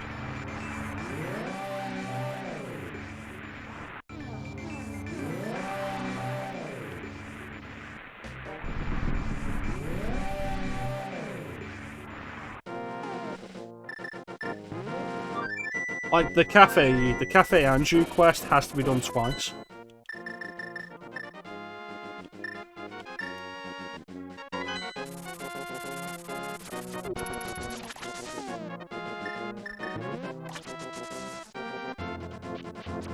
Because at the end of it, you're given a letter. And if you give the letter to the postman, you get the postman's hat, which is required for a heart piece. But if you give it to the mayor's wife, then you get a bottle.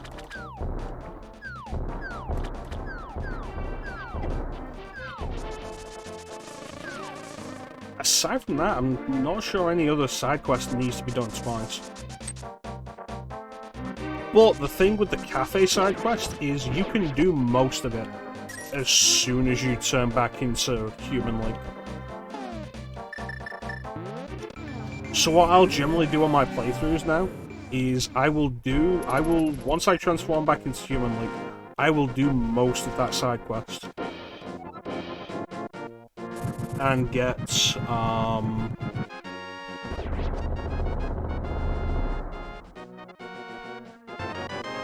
the bottle.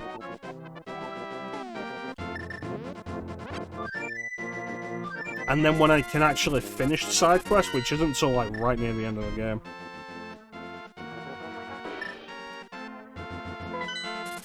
then I will get the postman's hat.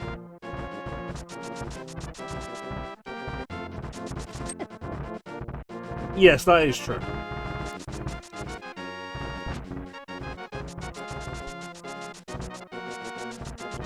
And I suppose a big part of that is just, like, the nature of the discovery, I guess. I need to get fairies.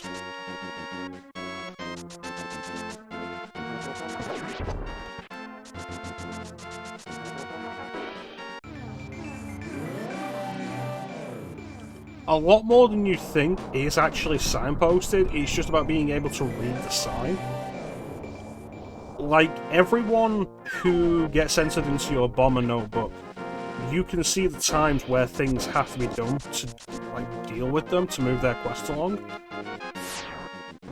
You have to figure out that's what that means, though, and... Ooh.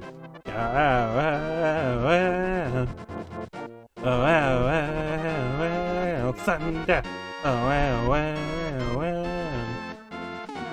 Yeah, you have to figure out that's what that means, and exactly where those characters are. It's a game that is probably best done with a guide on standby. Like, I won't disagree with that.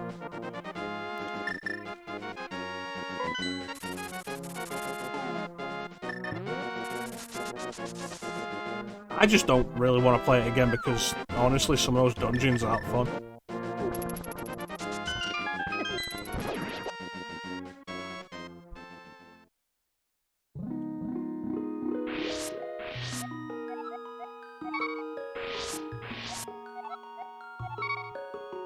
I was talking about the idea of, like,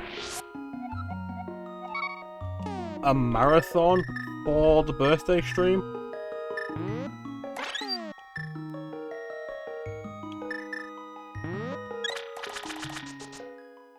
And, like, oh, if I do a Zelda marathon, like, what am I gonna do?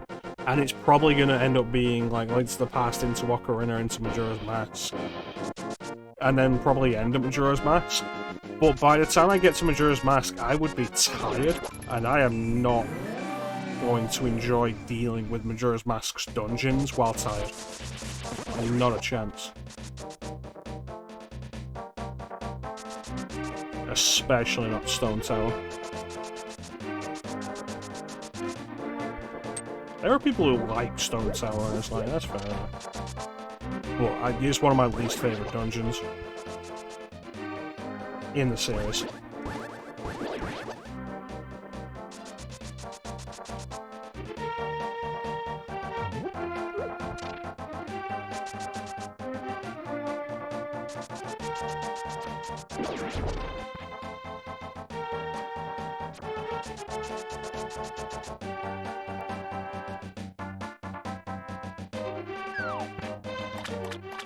Maybe Majora's Mask 3D would be more your thing, Clem.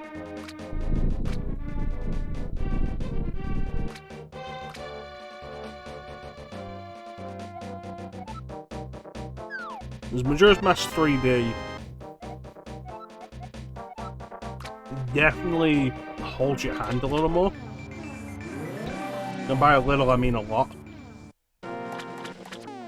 And it has some quality of life features for getting around the times of stuff.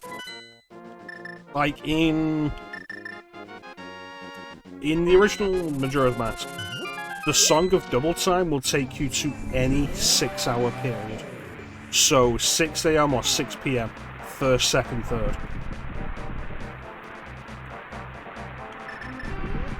In Majora's Mask 3D, one of the things they did actually improve, which can't really argue with it, the Song of Double Time will let you go to any hour period, which is really nice. Because if you've watched me play Majora's Mask, you've seen me do some waiting around.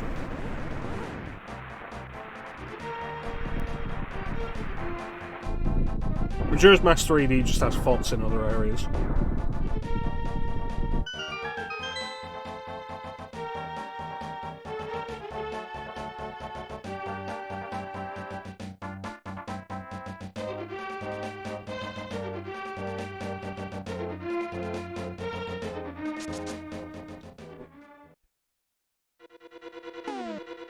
Misery Maya.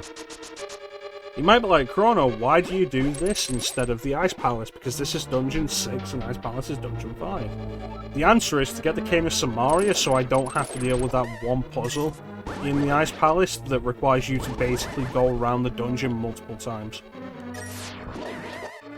The downside of doing this is the item of the Ice Palace, which you're expected to have here, is the blue mail.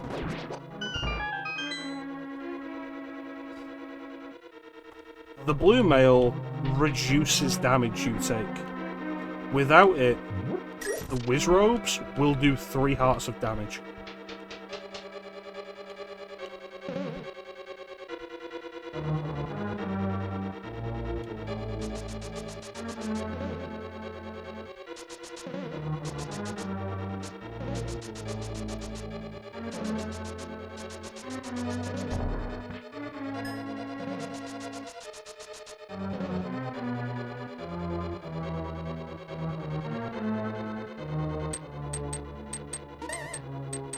This doesn't feel right.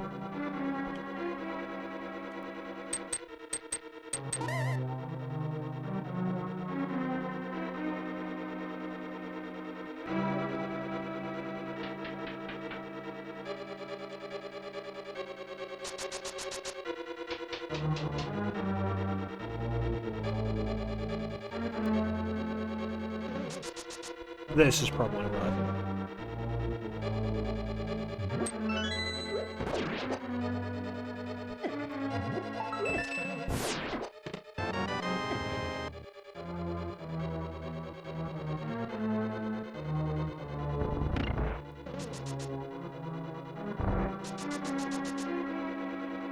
Are you going to share the solution with us, Clem?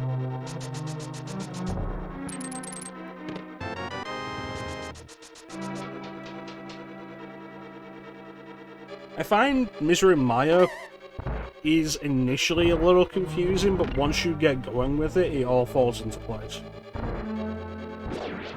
Won't get it. Thanks, though.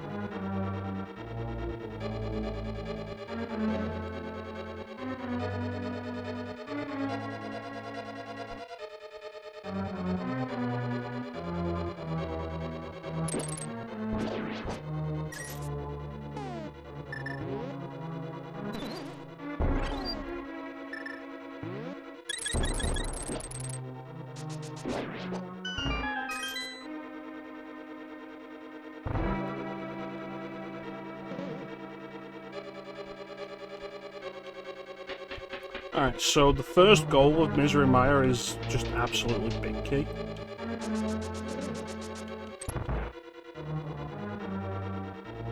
Like, get big key, get Cane of Samaria, and then go for the boss.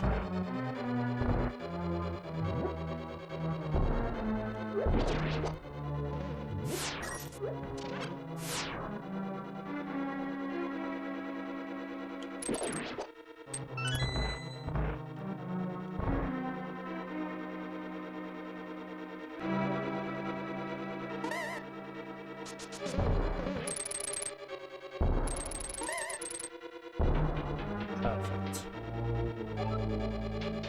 Perfecto.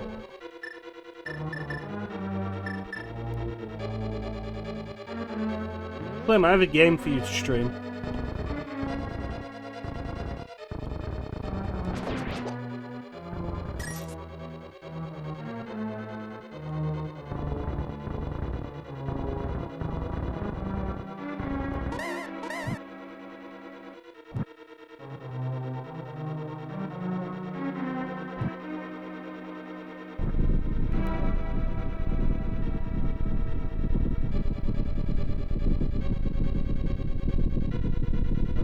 Called No One Can Stop Mr. Domino.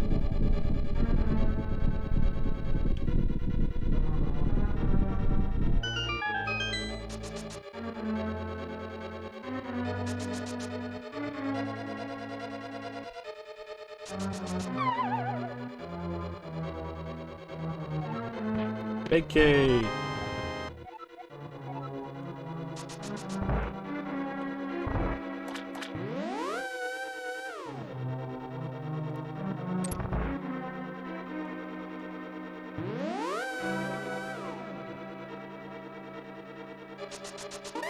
Don't forget to go and get the Cane of Samaria.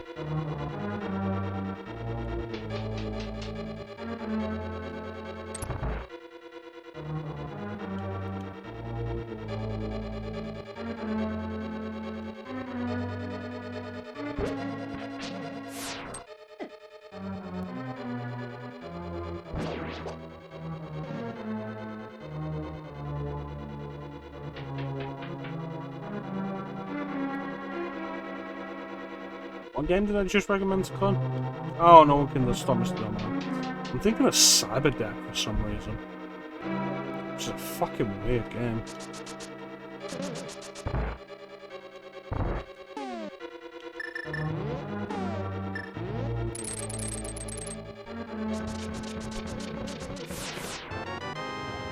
I didn't find out until years later that game's like a Reeboks game or something.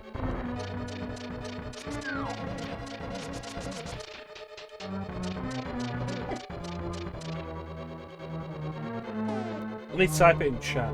Because, like, from the sounds of it, you think you know how to spell it, you don't.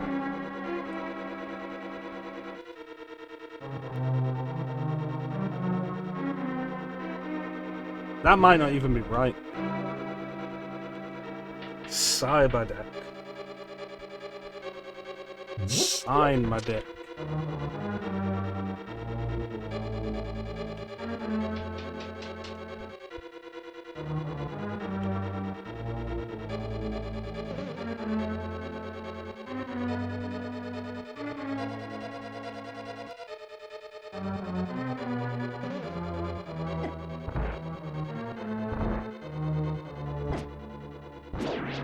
Lim, those sub badges are looking nice in white, thank you.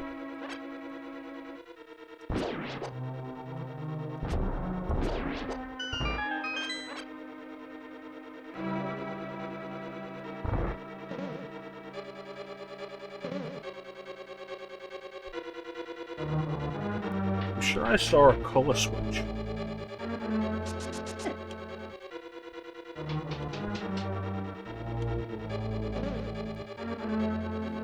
I could say that you'd know that if you subscribed, but you wouldn't because you're down as a founder. There we go, jeez. So it makes no difference. Literally just press the button.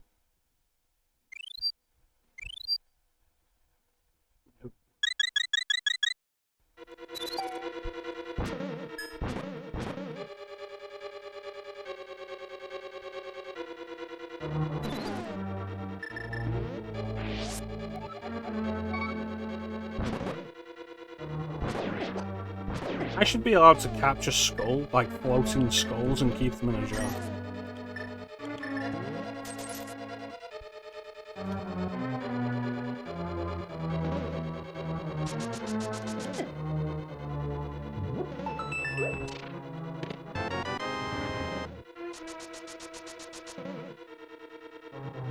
So yeah, did you look up No One Can Stop Mr. Domino, Clem? I think Kid Icarus had a video on it back years ago.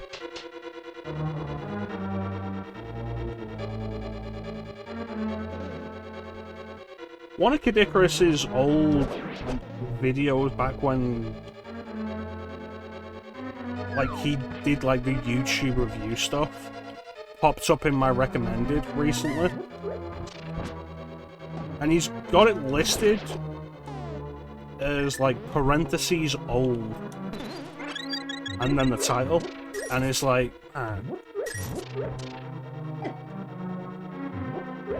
also some of them from 10 years ago. It's the fuck.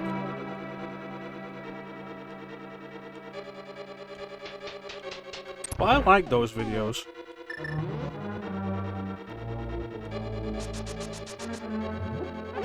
Having them listed like that always suggests to me the person doing it doesn't think they're good.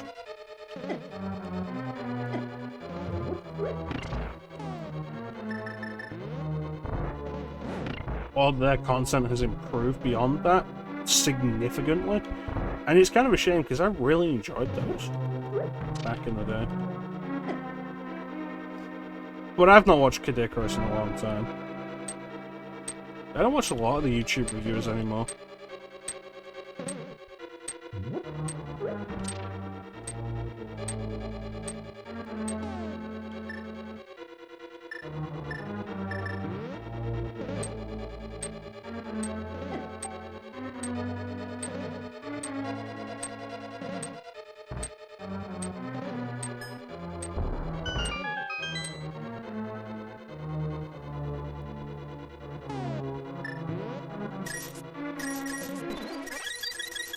I feel like part of that's just getting kind of tired of it. But a significant chunk, I feel, is a lot of newer reviewers, or a lot of reviews now, that you'll actually sit down and really watch, are kind of extended deep form critiques now.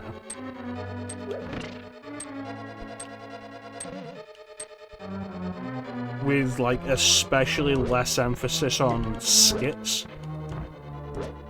God knows skits are why I stopped watching Nostalgia Critic.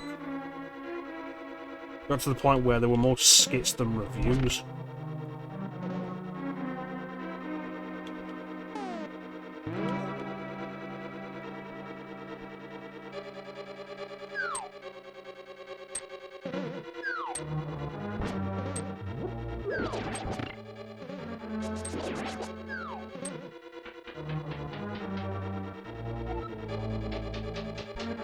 Alright, here we go. We're coming up to the boss now.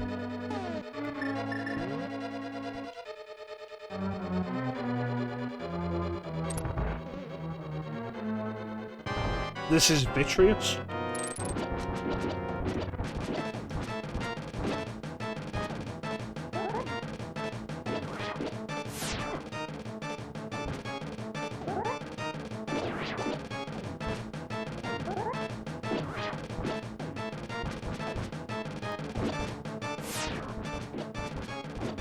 You can't really predict where the lightning bolt's going to hit.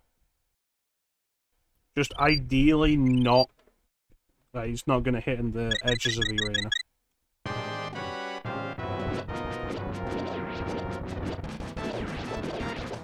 As you destroy more of the small eyes, victories will start popping up a lot more. That fluid will damage us.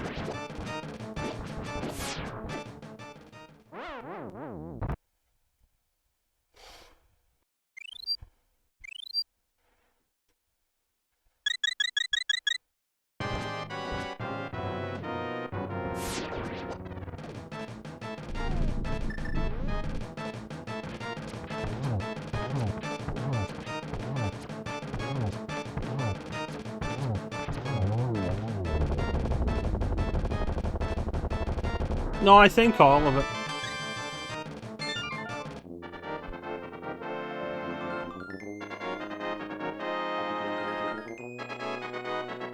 No, I think all of it.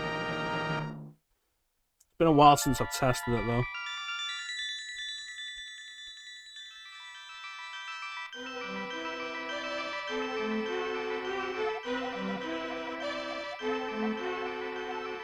Limage. Crime hazard. It's time.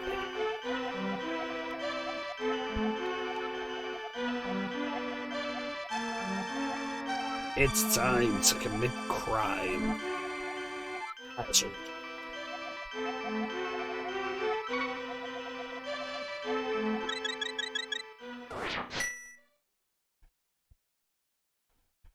Alright, so Misery Maya done.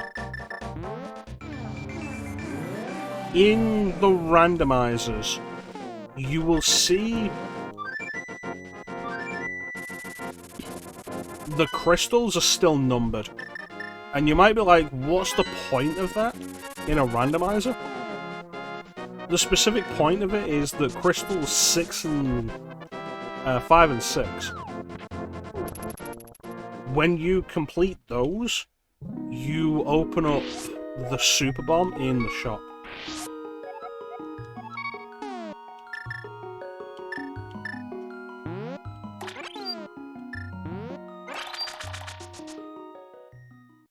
Which is required to finish the game.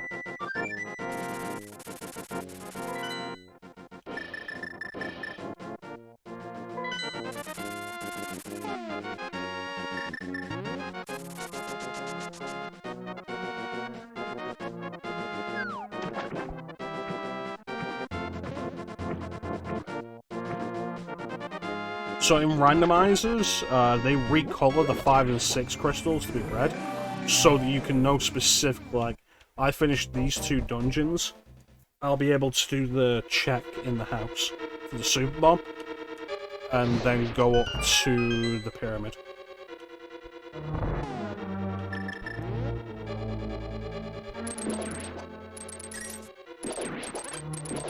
So Hookshot is probably going to be one of your main friends in this dungeon, because a bunch of stuff dies really easily to the Hookshot here.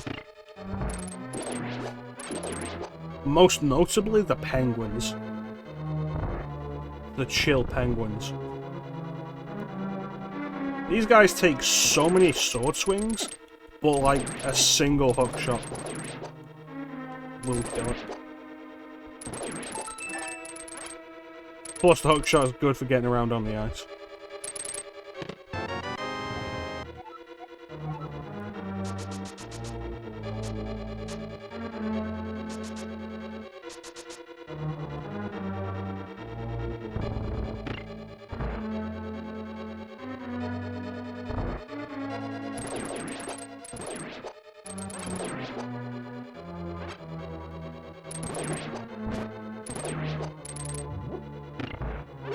And we just go back.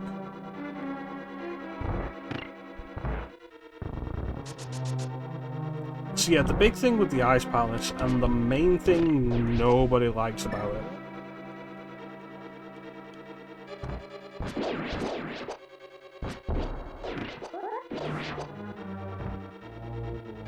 is that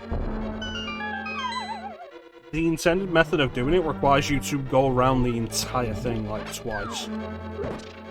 And it's super frustrating.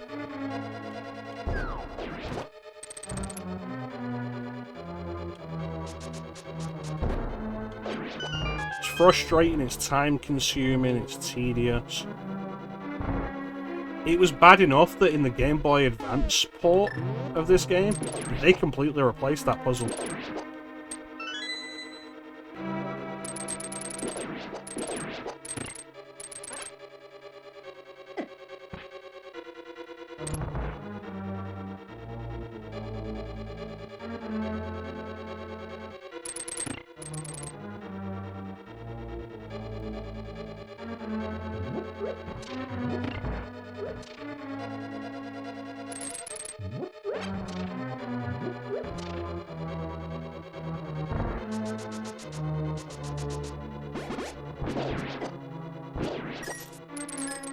My hubris was the enemy.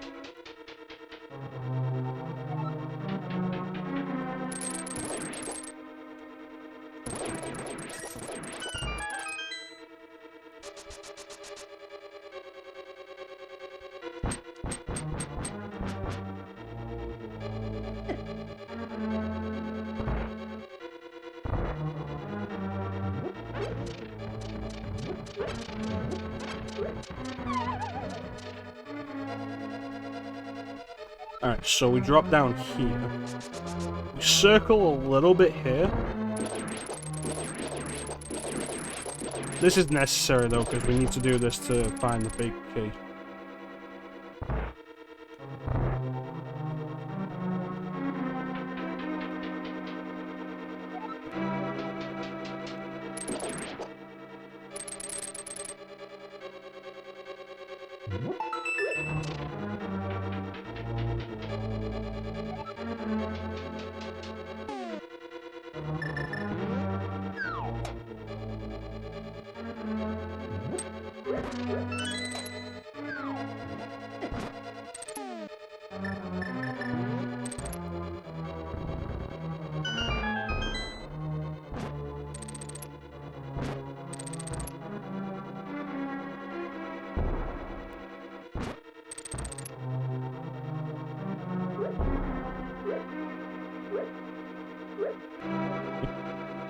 I don't know why they're not dying there.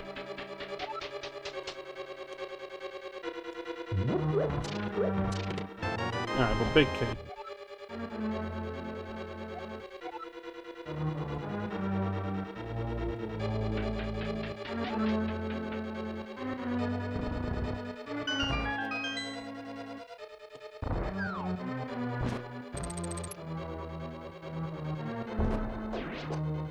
It's better.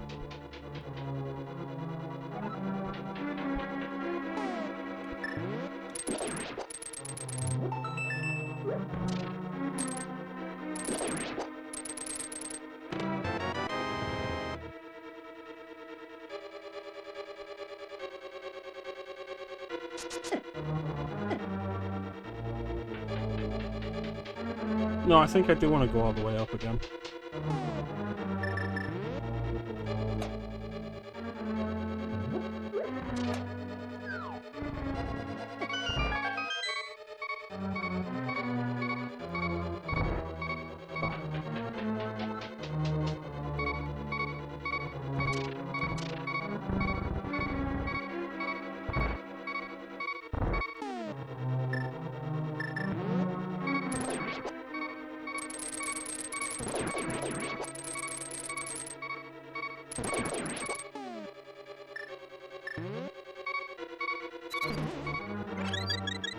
The hitbox on the magic powder is kind of weird to get down. Once you figure it out, it's not too bad. But it's weirdly positioned compared to how you would think.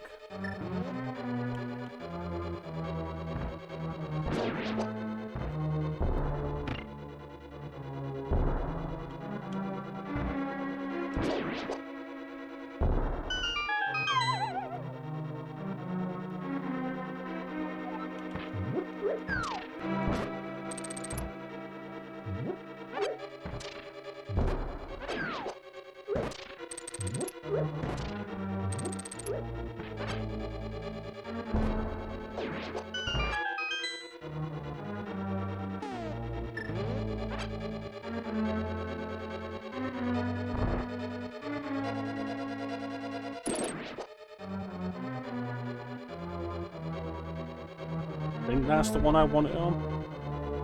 Yes.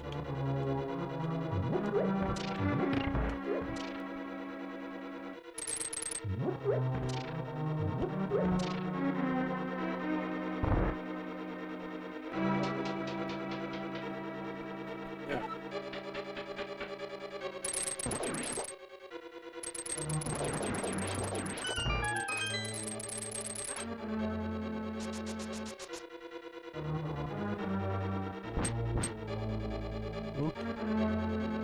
Alright, so now we can go over here.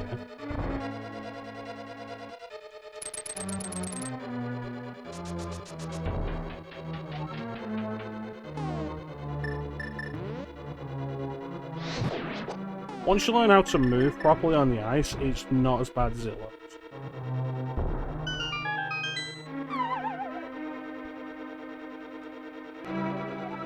And blue mail.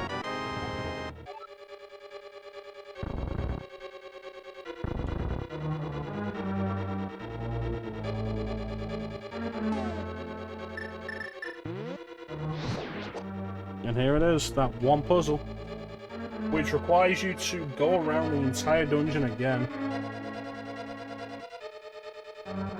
to get here, I think, with blue down and red up.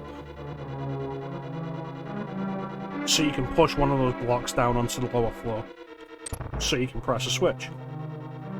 However, if you just go to the next dungeon and get the Cane Samaria first, you can use the Cane of Samaria instead.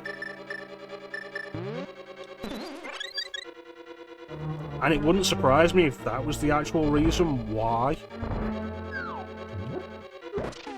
they changed the puzzle in the GBA version.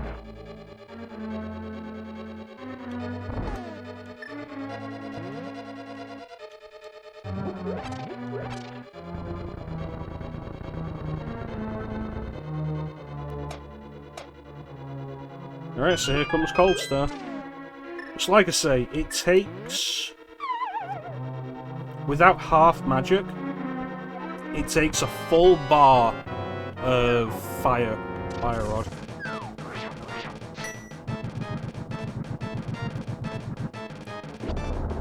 However, it takes one hit from Bombo's medallion.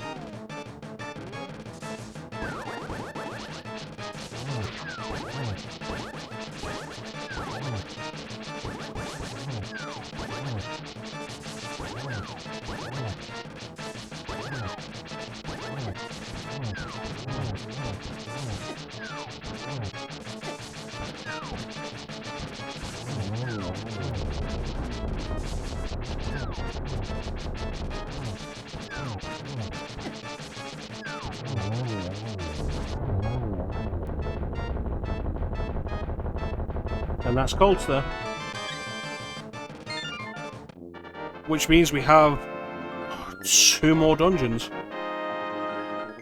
1 more crystal and then Ganon's Tower.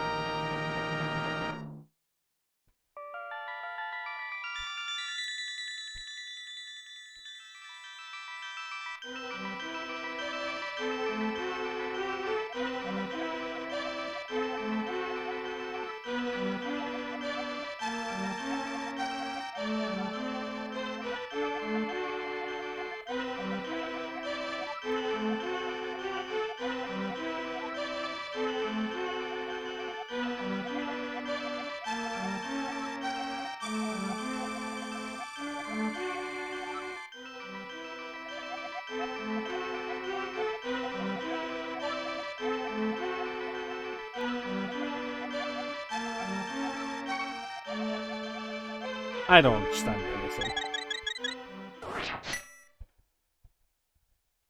So the advantage now of having done both Misery Maya and Ice Palace is the shop that exists in the Dark World where our home is in the Light World he's now going to be selling the super bomb. And by going and getting that, we can open up the cracked wall in the pyramid in the Dark World. And inside is a fairy that will boost our sword to its max level and also give us silver arrows, which are required to beat Ganon, but also do a bunch more damage.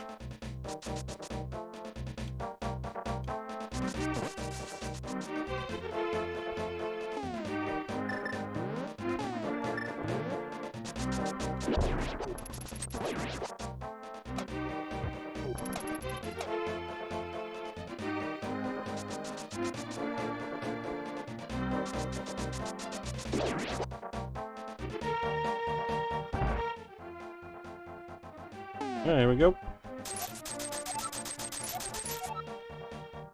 Press the A button to drop it off, so you can't run with it. If enemies attack it, that will also start the countdown.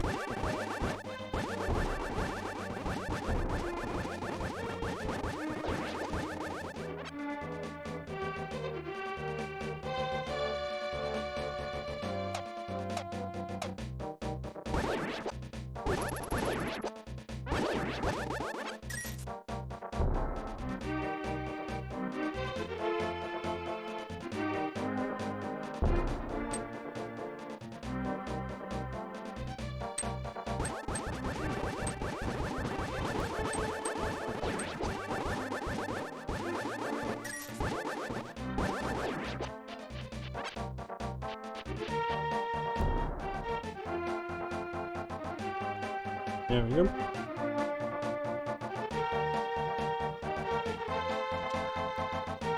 I did not know you can stop it from exploding after the timer starts by walking over it again. I did not know that was a thing.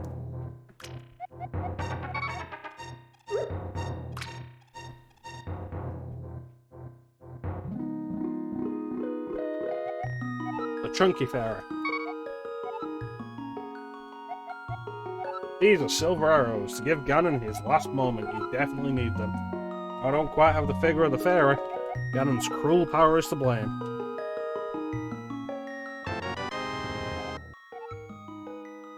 I don't know. I mean, I don't think you can blame Ganon for being fat.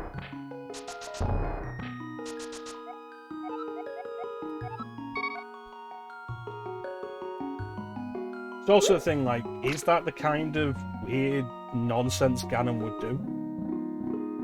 It's like, oh yeah, I'm gonna curse you to be fat.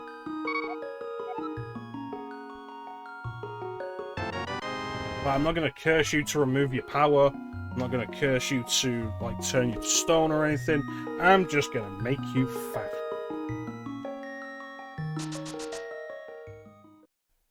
You're gonna be a chunky bitch. I'm gonna make you Dr. Eggman.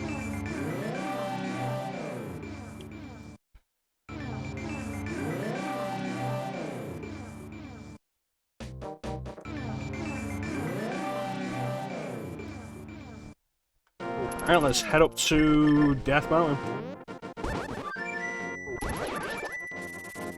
Later, fuckers.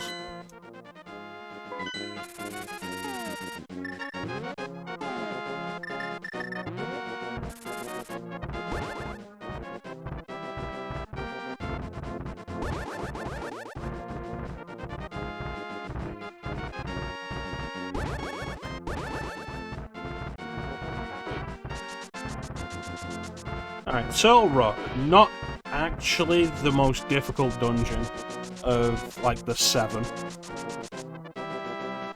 If you're not able, like, if you don't have the pathway through it memorized, frustrating, absolutely.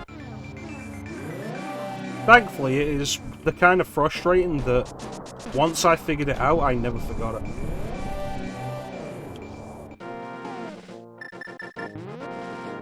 So that's good. I didn't realise I'd ended up with 15 hearts.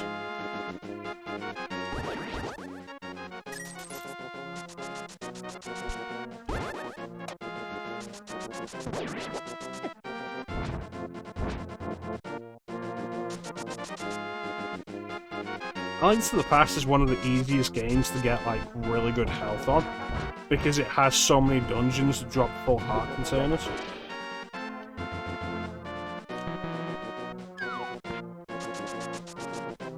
Majora's Mask is kind of bad for it because like there's only 4 dungeons dropping heart containers. But there are so many side quests that give you heart pieces, it's stacked because of that. There are so many side quests that give you heart pieces that because of that, you're able to get a lot of health before you have to deal with like any real challenge.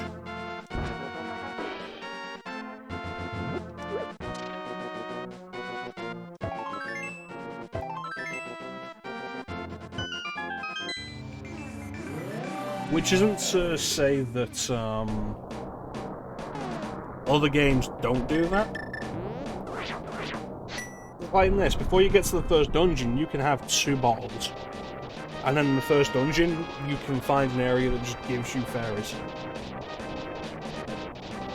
Ocarina of Time, by the second dungeon, you can have 2 bottles. By the third, you can have 3. And there's an area in the Sacred Forest Meadow that just has... it's a fairy fountain. You just get fairies out of it.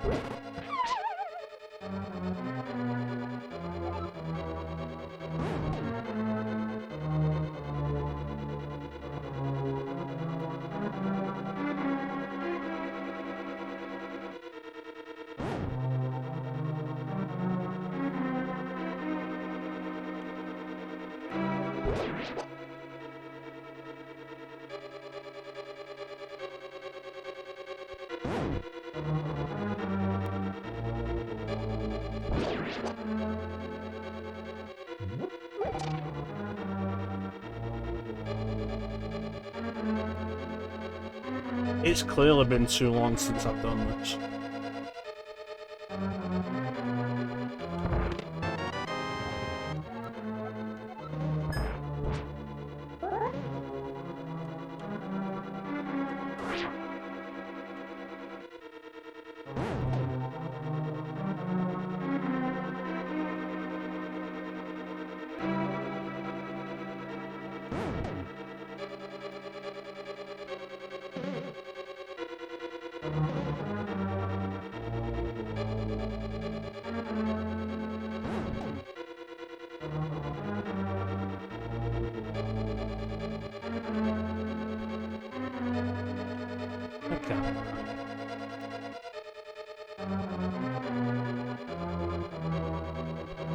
Am I overthinking it and this is actually the first place to go?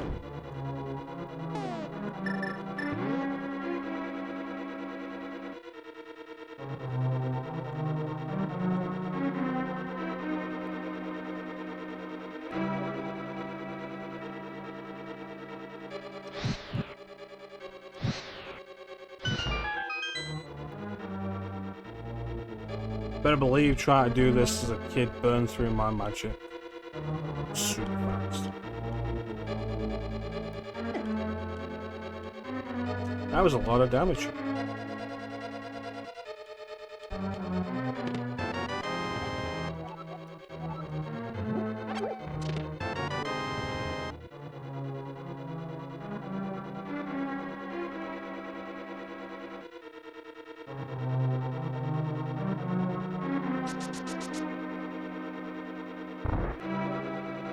Okay, back to the King of Samaria.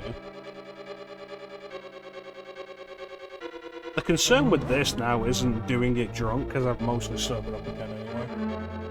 The concern is doing this without falling asleep.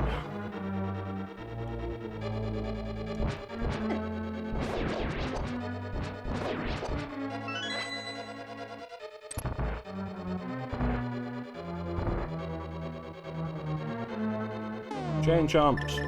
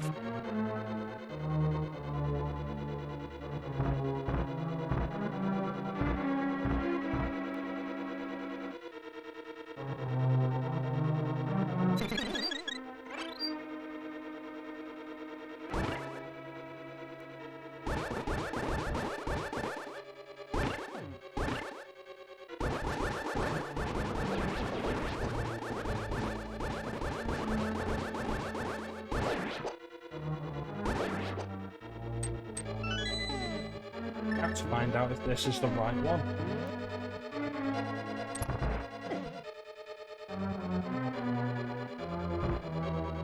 It was. Excellent. Big key. Which means we can get the final item in here.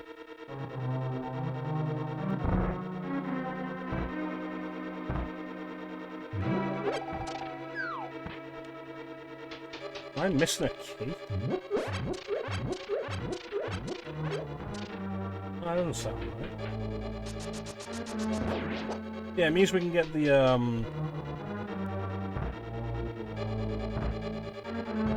final item, which is the mirror shield.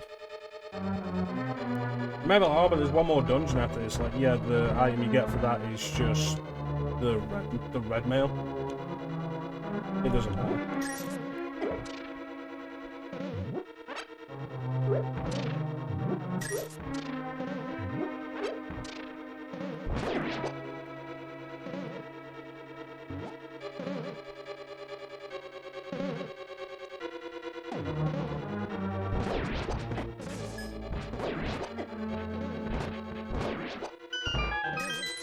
Alright. And down, take the left, and we'll be able to circle around the outside to get back in. The outlets that are always open will shoot you whenever you walk in front of them. The ones that are half closed will open when you look at them and shoot you.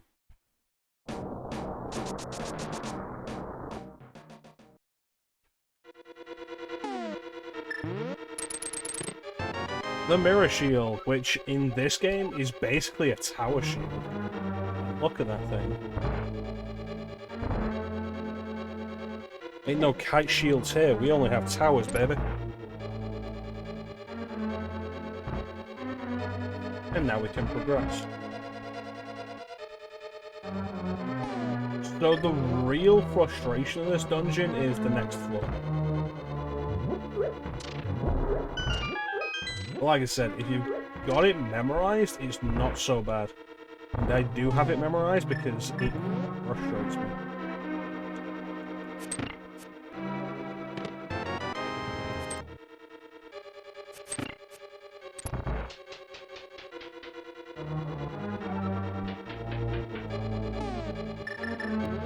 Alright, so the trick is, in the dark,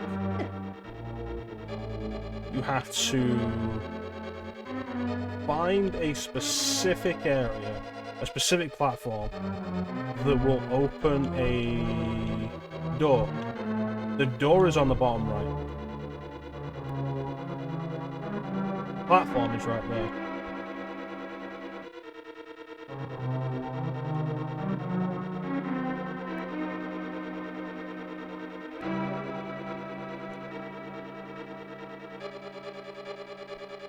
Yeah, I'm not going to disagree with that, Quinn.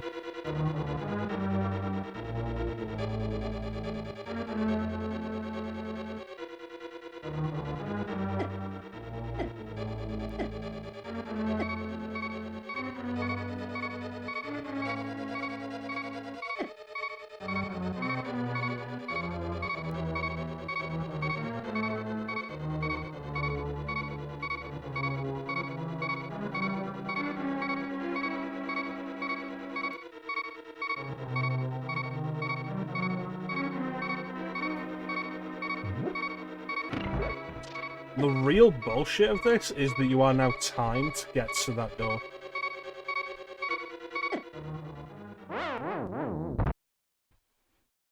That's an acceptable death.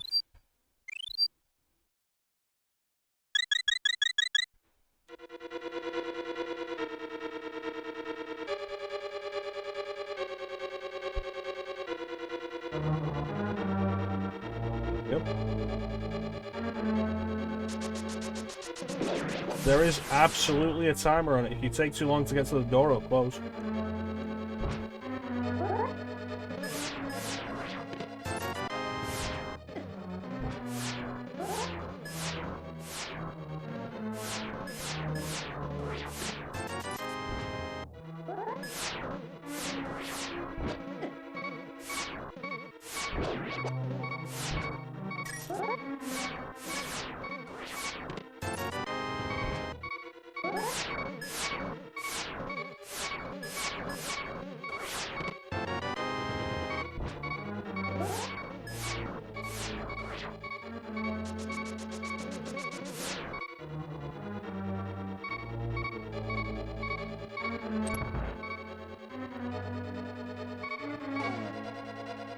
Alright, final test before Trinex. And then all we have to do is defeat Ganon's tower, and we are good, and I can go to bed.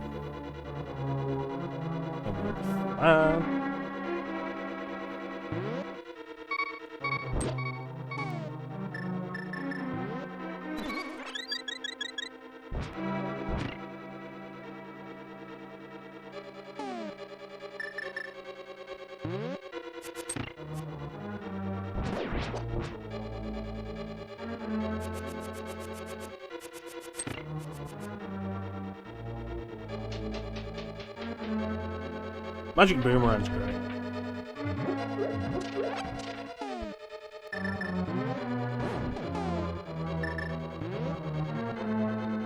Alright, here we go. Trinex.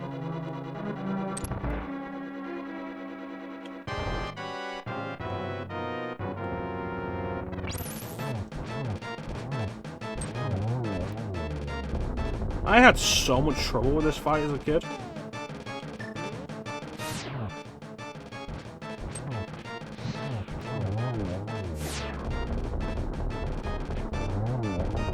And the only thing I can think of is, like, maybe I didn't have the golden sword. Because with the golden sword, it's 3 hits per head. I remember having a lot of trouble with that first phase.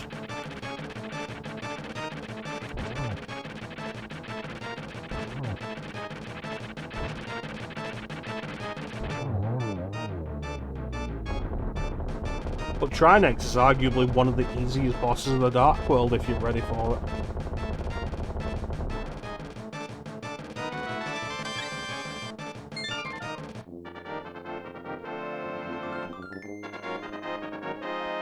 Alright, and that's going to be our final maiden.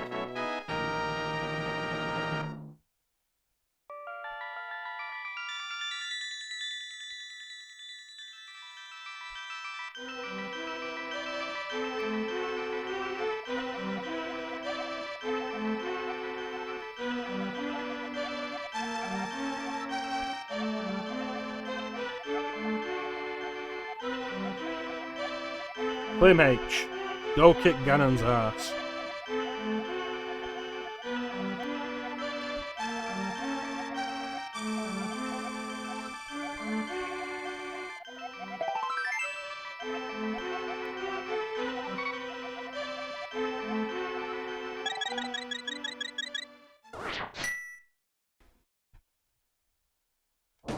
In the way of the hair, I'll punch Ganon in his stupid pig face.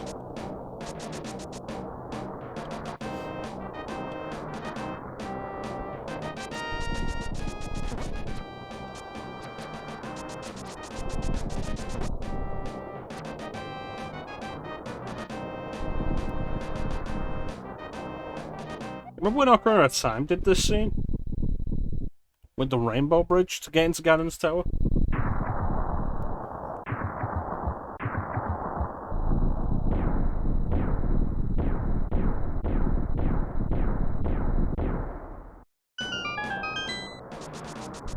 So, Ganon's tower, which is probably my favourite dungeon in the series.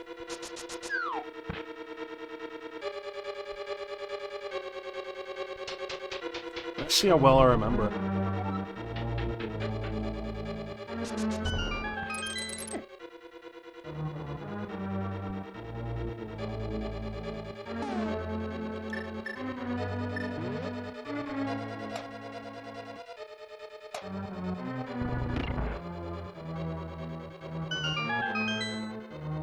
Better.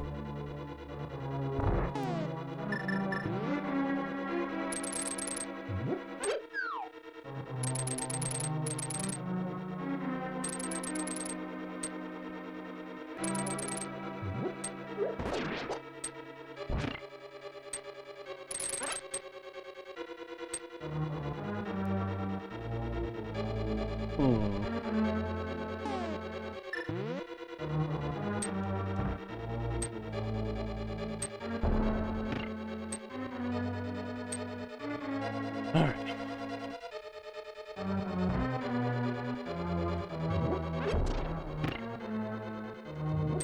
The only real trick with that is you gotta be careful about how close you place the bomb to the switches. Because if it's too close, it'll hit both switches and send you back to 0.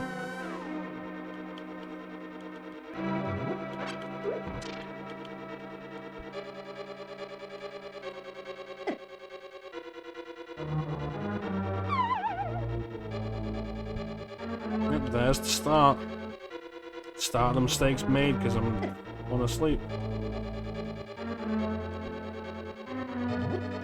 Always walking into stuff.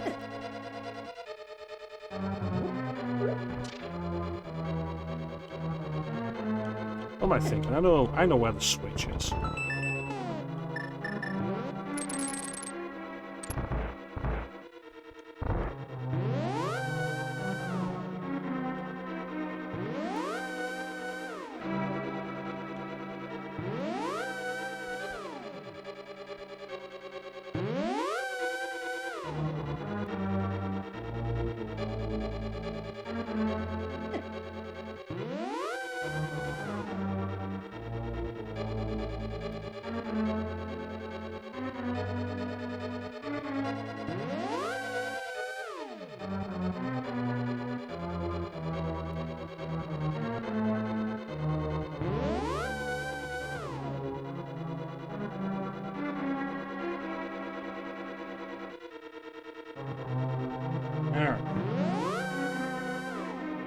I know what I'm doing wrong.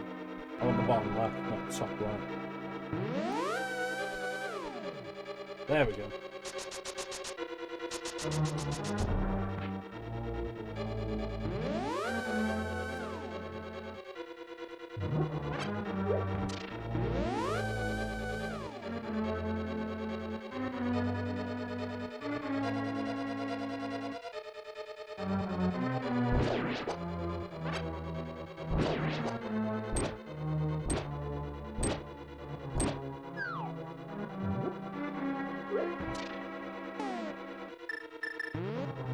So the fun thing with this one is you're expected to shoot the torch here. And that lights up the path. As far as I'm aware, there's not really...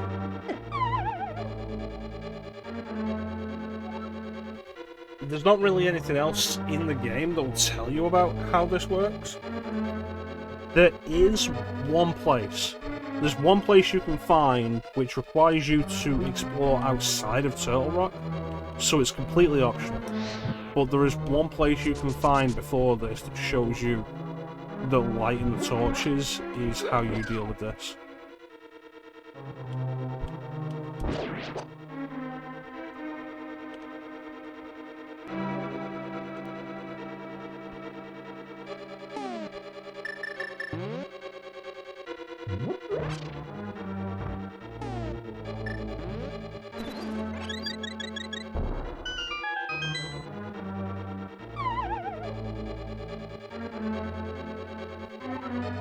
And the rematch.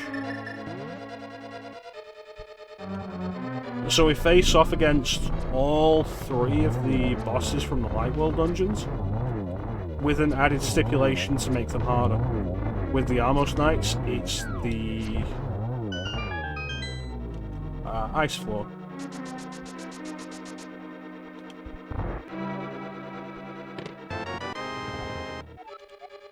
Excellent, now we can actually start climbing the stairs. The basement is the hardest part of Ganon's tower. After that, it's pretty straightforward.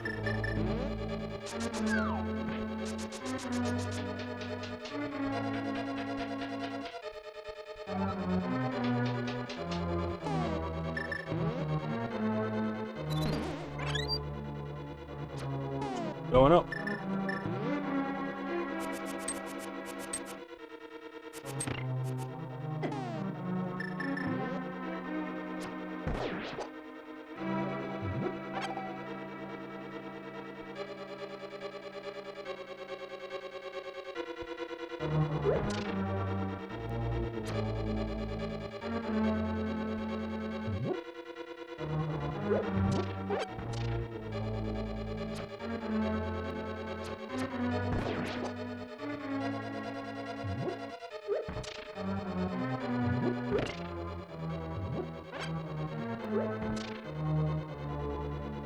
No, do it from over here. There we go.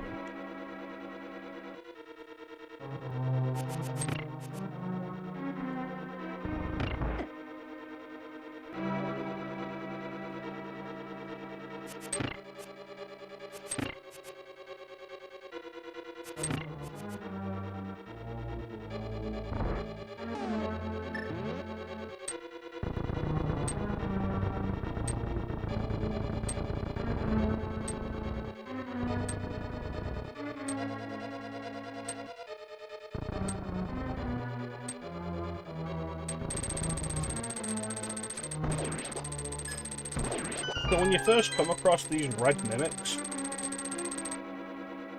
they are dangerous because the bolts they shoot will hurt you. By this point, they are less dangerous because you can block those bolts with the mirror shield.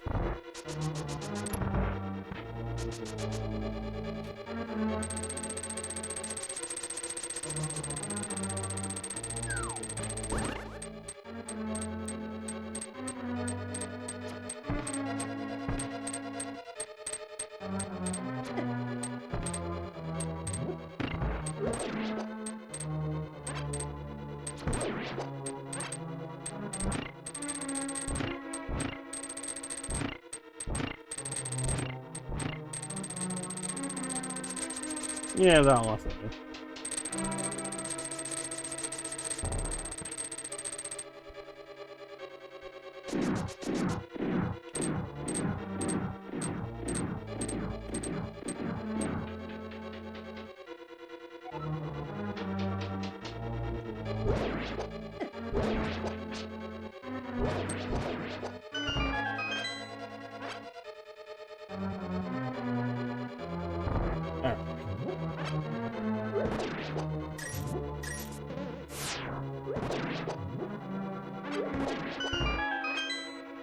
Beamos on a spinning conveyor belt. More dangerous than you think.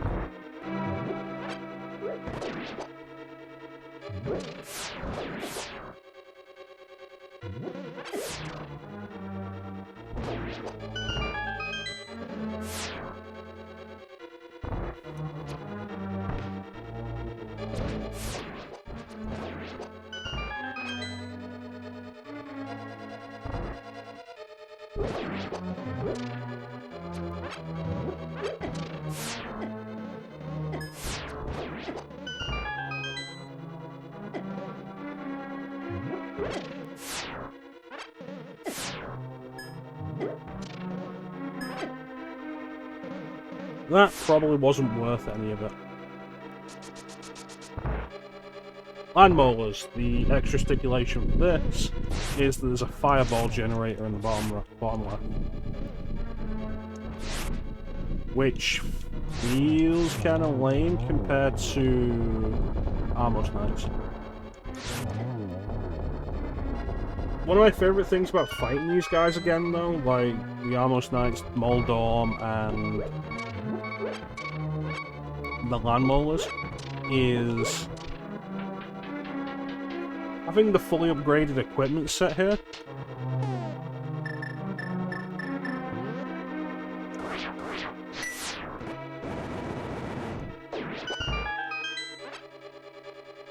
It really shows off just how strong everything else above what you had originally was.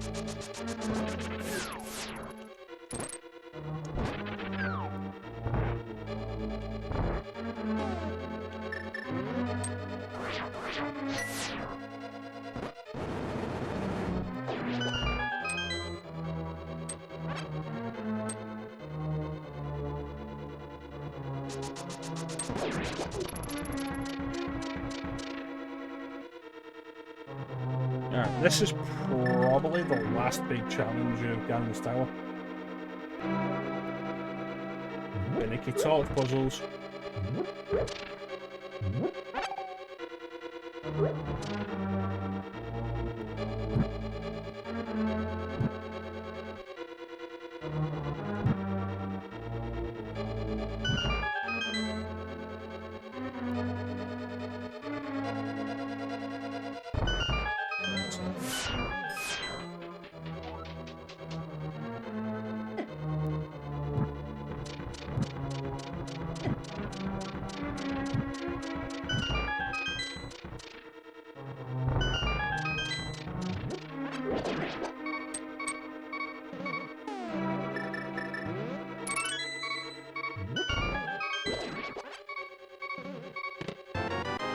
Don't need bombs.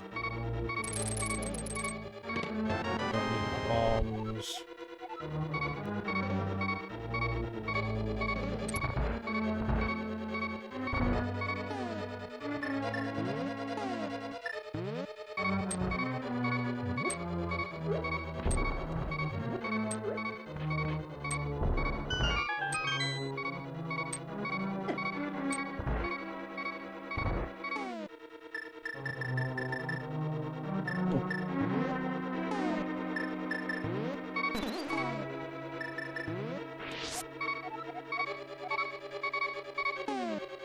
Alright.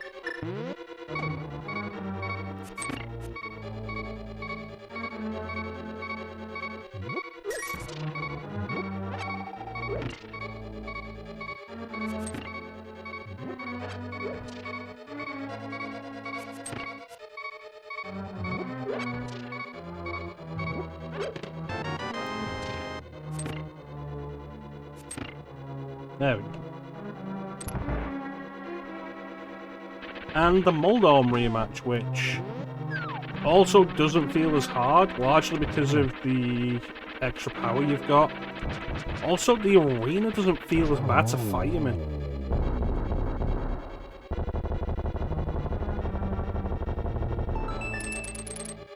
Will still knock you down, though. So it maintains the gimmick of the Moldorm fight. You get knocked off the edge, you gotta climb back up and restart the fight.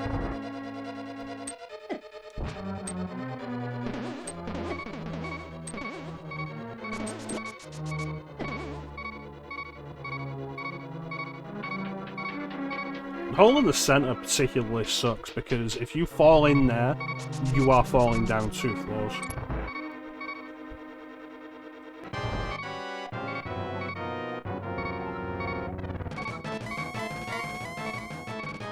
This fight is arguably easier than the first one, because the Aghanim clones, I guess, will always shoot the magic you want to reflect back at him. Aghanim won't. Sometimes he'll do that one. And you can get him multiple times per cycle.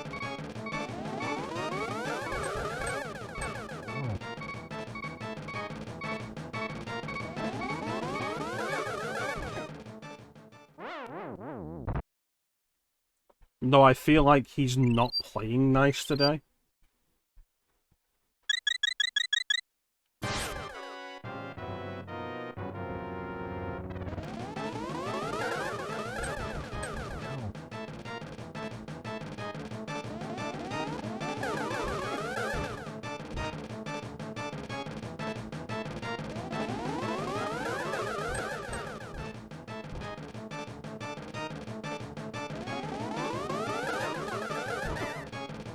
Some of these positions feel a little awkward.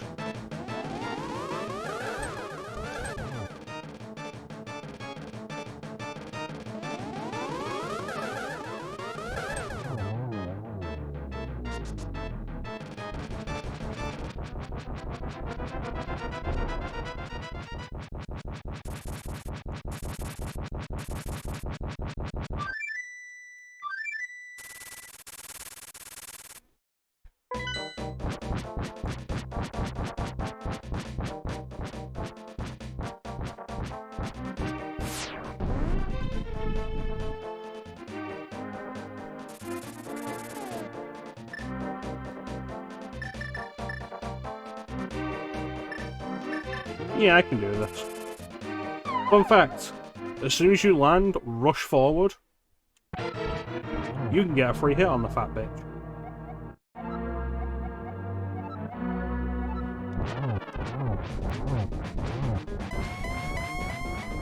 Oh, do you think there's going to be a street fight?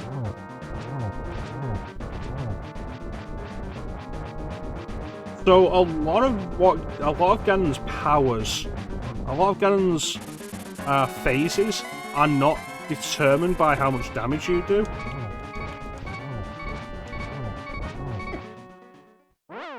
A bunch of it is determined by him having to go through patterns.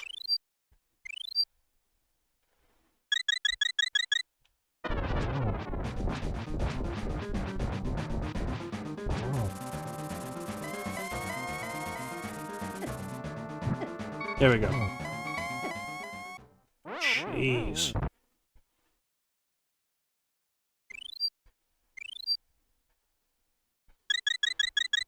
Alright, so he's doing this now.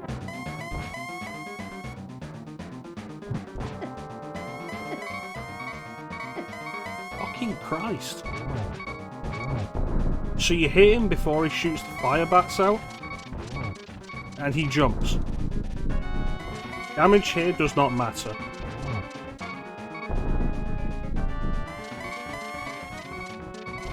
He has to knock all four sides of the floor down. Oh shit, you're right, I didn't.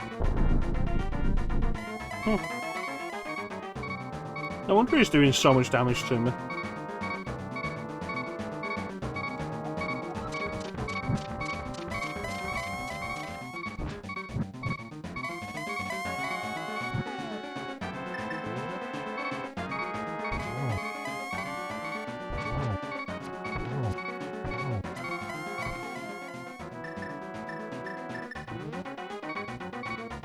I guess we're doing this in an interesting fashion.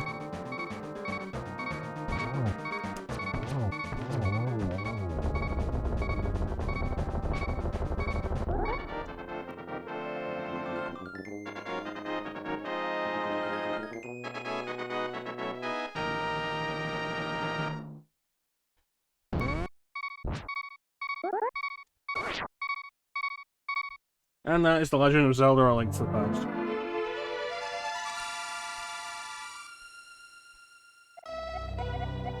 Yeah, so I didn't get the red mail, and I know exactly why I didn't, because as soon as I got the big key in Ganon's tower, I walked out to get back to the entrance.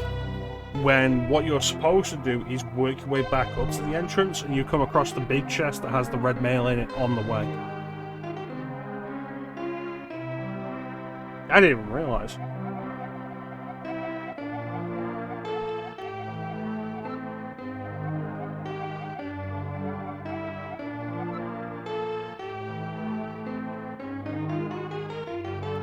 Yep, I am aware of that.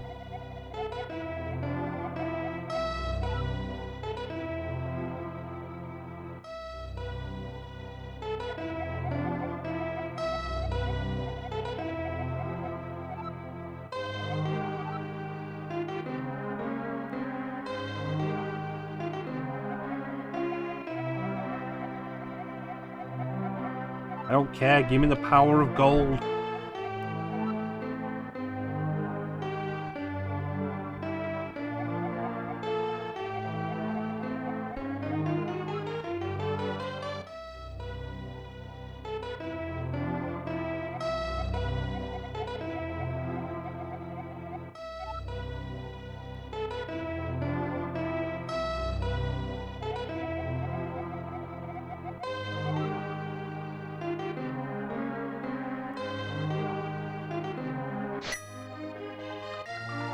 touch it with a wish in your heart. We get back to the light world and Zelda just has huge tracts of land.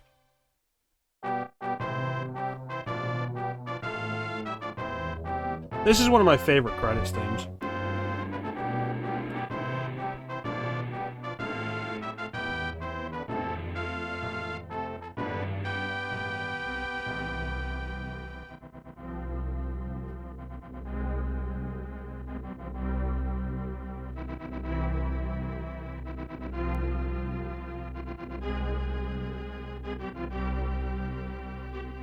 It's honestly a toss-up between this and Super Mario World.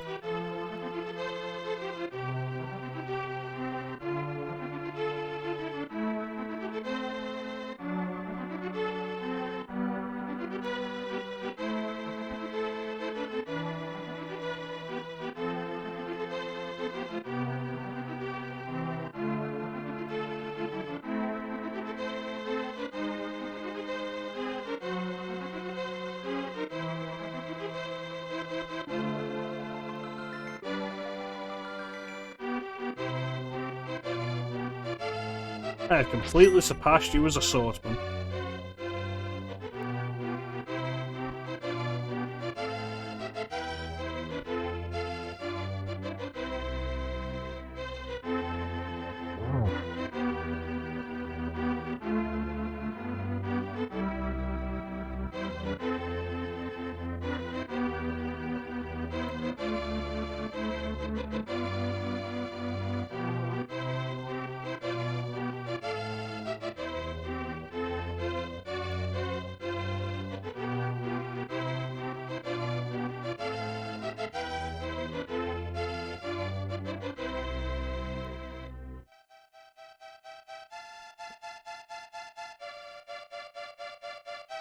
I do still like this game. It's a lot of fun.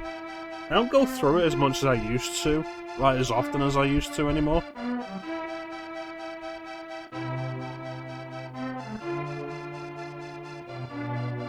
Which is probably a shame, but...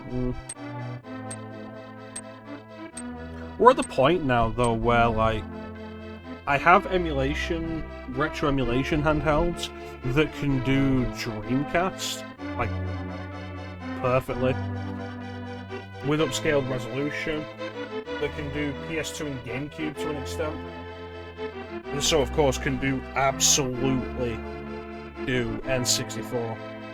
And it's like, now if I want to play one of these games anywhere, I can choose to do Ocarina of Time or Majora's Mask anywhere. But for a long time, like, this was the best choice for that.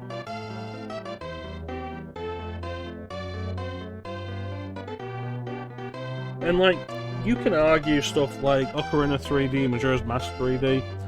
The advantage of emulation on a handheld is save states. Not even for cheating, just so you can stop and start at any given moment.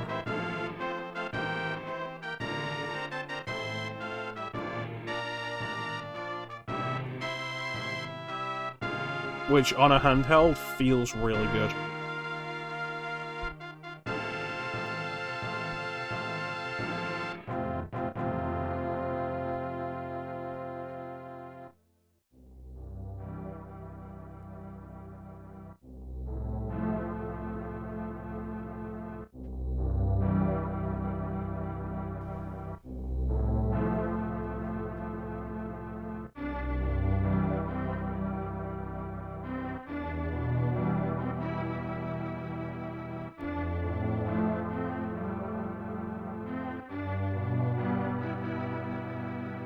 It's interesting to think that the Super Nintendo was the only Nintendo system to only have one Zelda game on it until I think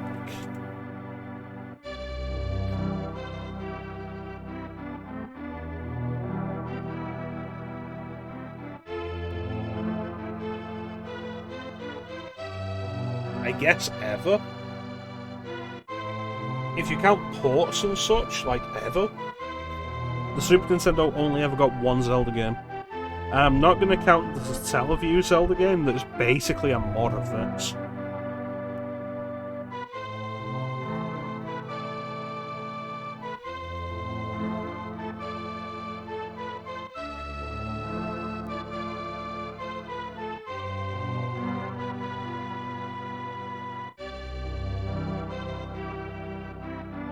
DS also got Spirit Tracks. How you doing, mate?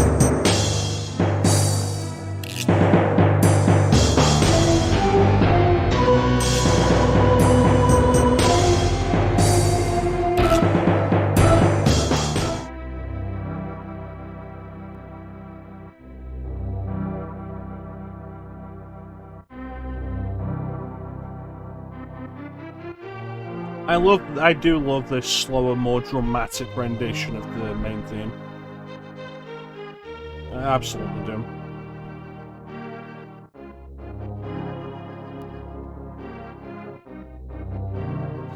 I think, like, even since it first appeared in the original Zelda on the NES, it always felt kind of epic. Like, it felt like a theme signaling adventure and an epic journey.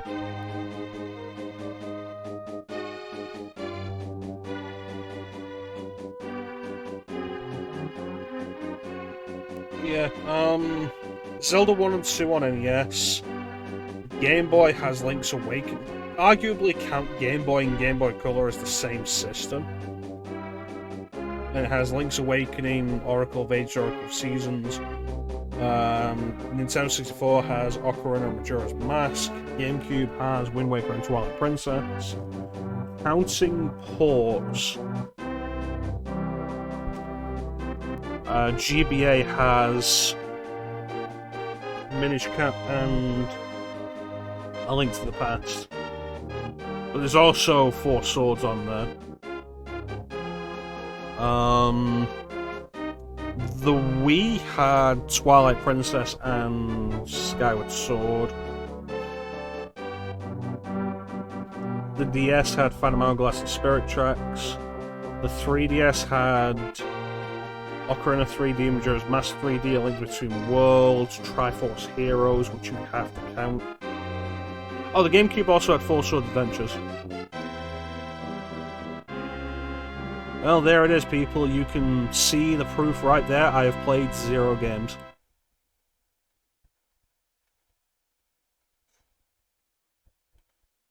The Wii U got Breath of the Wild, Majora's Mask, Breath of the Wild, Twilight Princess HD, Wind Waker HD. It's not even counting the Virtual Console stuff. And now the Switch has 2 Zelda games. So the only Nintendo system that got less than 2 Zelda games was Super Nintendo, which is super surprising.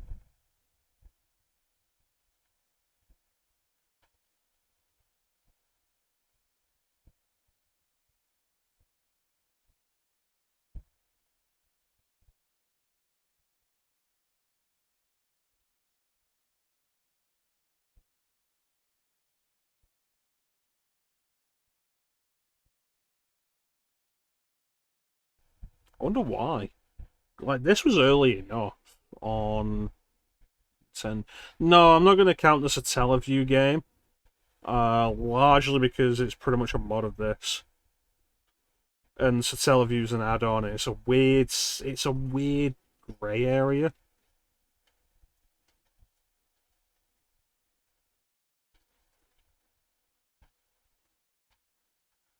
I mean, there is the remake of Zelda 1 on Satellaview, but like I say, the Satellaview's a weird grey area with it being an add-on, and no other Nintendo system had add-ons like that were required that kind of thing. Not with the Zelda game anyway. The 64 had the 64 DD that only came out in Japan, but there were no Zelda games for it. They did have that 1F0 expansion that looks really cool. Like, you build your own tracks and everything. That looked really neat.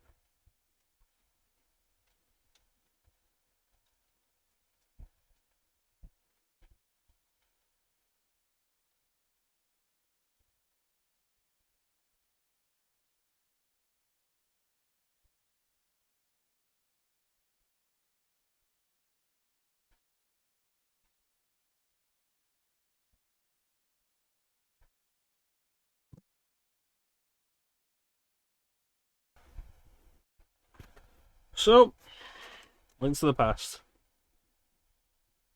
Again. I really do like a lot of the A Link to the Past official artwork. It has a really nice design to it. I love when Zelda games have their own distinctive art style to their artwork. Even when I'm not fond of the specific style of art, I like when Zelda games have their own unique art styles. Like, we've got various Zelda posters across the room right now. Ocarina and Majora having the same art style made sense, but Majora's Mask differentiated itself with use of shadows. Chiaroscuro, I think, is the name of that, emphasizing shadows. It's like this really nice artwork for that. It leads into one of my main disappointments in terms of the artworks. Around the point of Wind Waker, a bunch of games just had that art style. With Wind Waker, Minish Cap, all the Four Swords stuff, all just had Wind Waker's art style. And it leads to them just kind of blending together.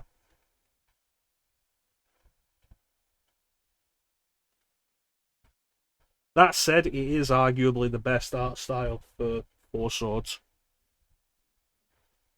The expressive character faces, it helps differentiate a little personality between them all.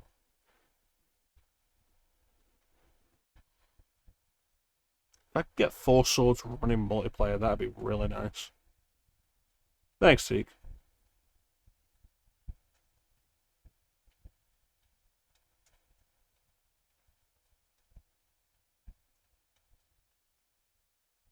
Link's Awakening had a similar art style to this.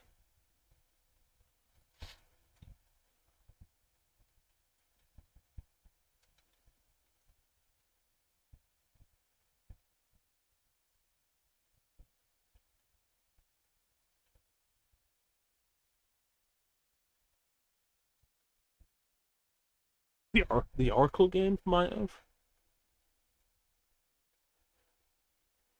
No, I think the Oracle games were a little different in their art design.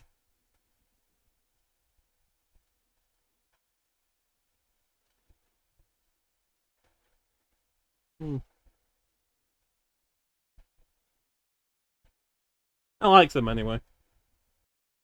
I like the specific time style pieces of these. I'm not awfully fond of the artwork that was put out specifically for Ocarina 3D and Majora's Mask 3D. I don't like the way they look in comparison with the original artwork.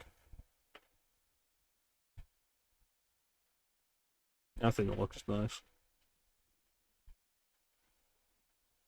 Especially Majora's Mask, like, they completely removed the use of Chiaroscuro. Or whatever it was called, the use of shadows. They overbrightened Majora's Mask as a game to begin with Majora's Mask 3D. But then even the artwork reflects that, and it's not doesn't look as nice. Got the Majora's Mask poster right above where I sleep. It's very nice. It will curse me with bad dreams.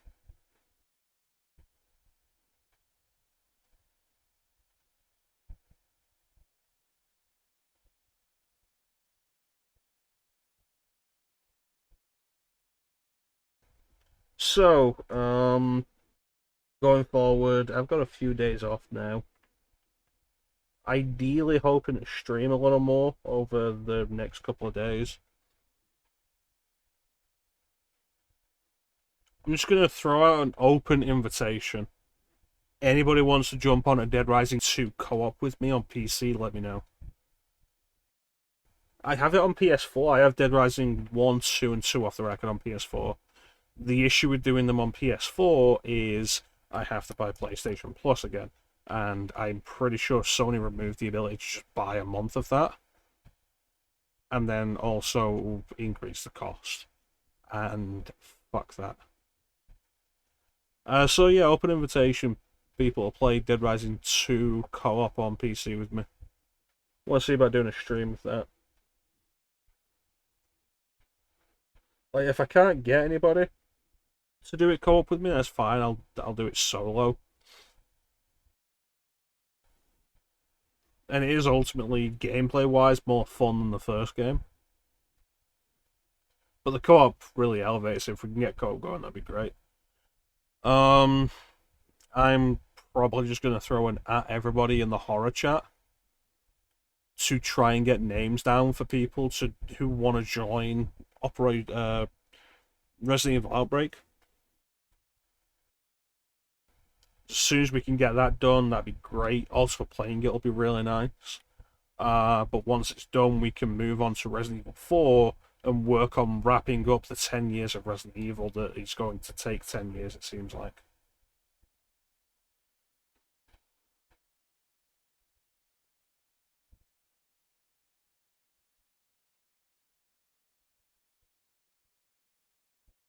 Final Fantasy games are still continuing. Birthday stream next month. That will be on the 11th. That will be an extended stream. I have been debating various ideas of what to do. 24-hour stream. The possibility of just picking a short RPG and doing it in one session. And by short, I mean like 15 hours. Something like OG Final Fantasy or Dragon Quest 1 or Mystic Quest. But I've had a few ideas of like what to do, maybe.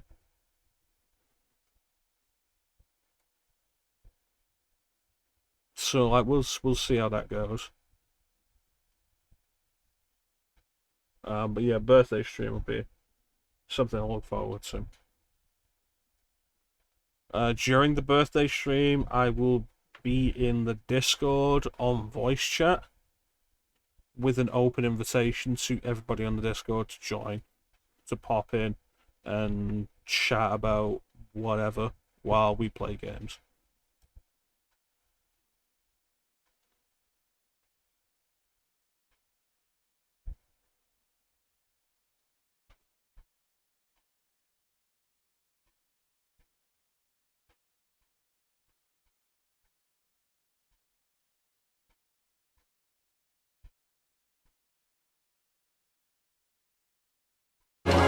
Oh my God, I was wrong.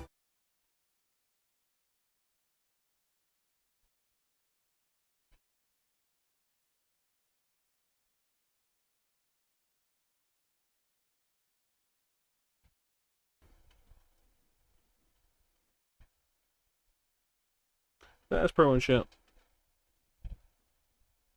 Still working on the idea of like the Hitman stream. Unsure about whether or not to start with Silent Assassin, Hitman 2 Silent Assassin, or just skip all of that and start with Hitman 2016. I would love to do like Silent Assassin, Contracts, Blood Money on stream, but especially Silent Assassin is rough. Like rough to the point of like the AI is stupid and broken and will make your life harder.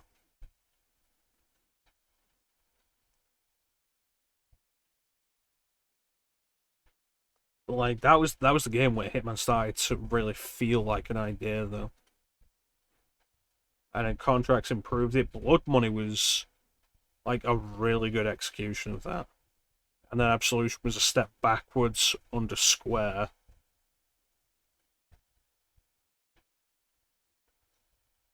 And then they did the episodic idea with Hitman 2016, and that absolutely worked out for them. And so they based all the level ideas and considerations in Hitman 2 and Hitman 3 on the ideas that they got from doing episodic levels, which worked. It was great. Love those levels. More Dead Rising to follow in some form or fashion.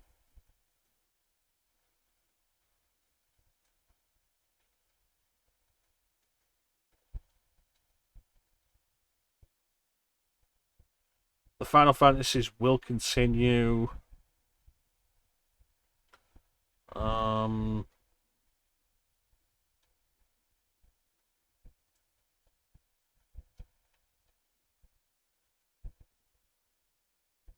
I don't think there's anything else really to say.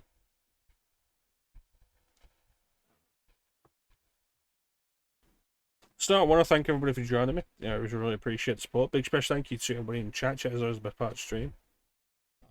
Clem, Manda, Teak, Bane, Signer, Flame for the raid. Yeah, thank you so much for joining me. Chat is always the best part of the stream. Ideally, we'll be back tomorrow with something.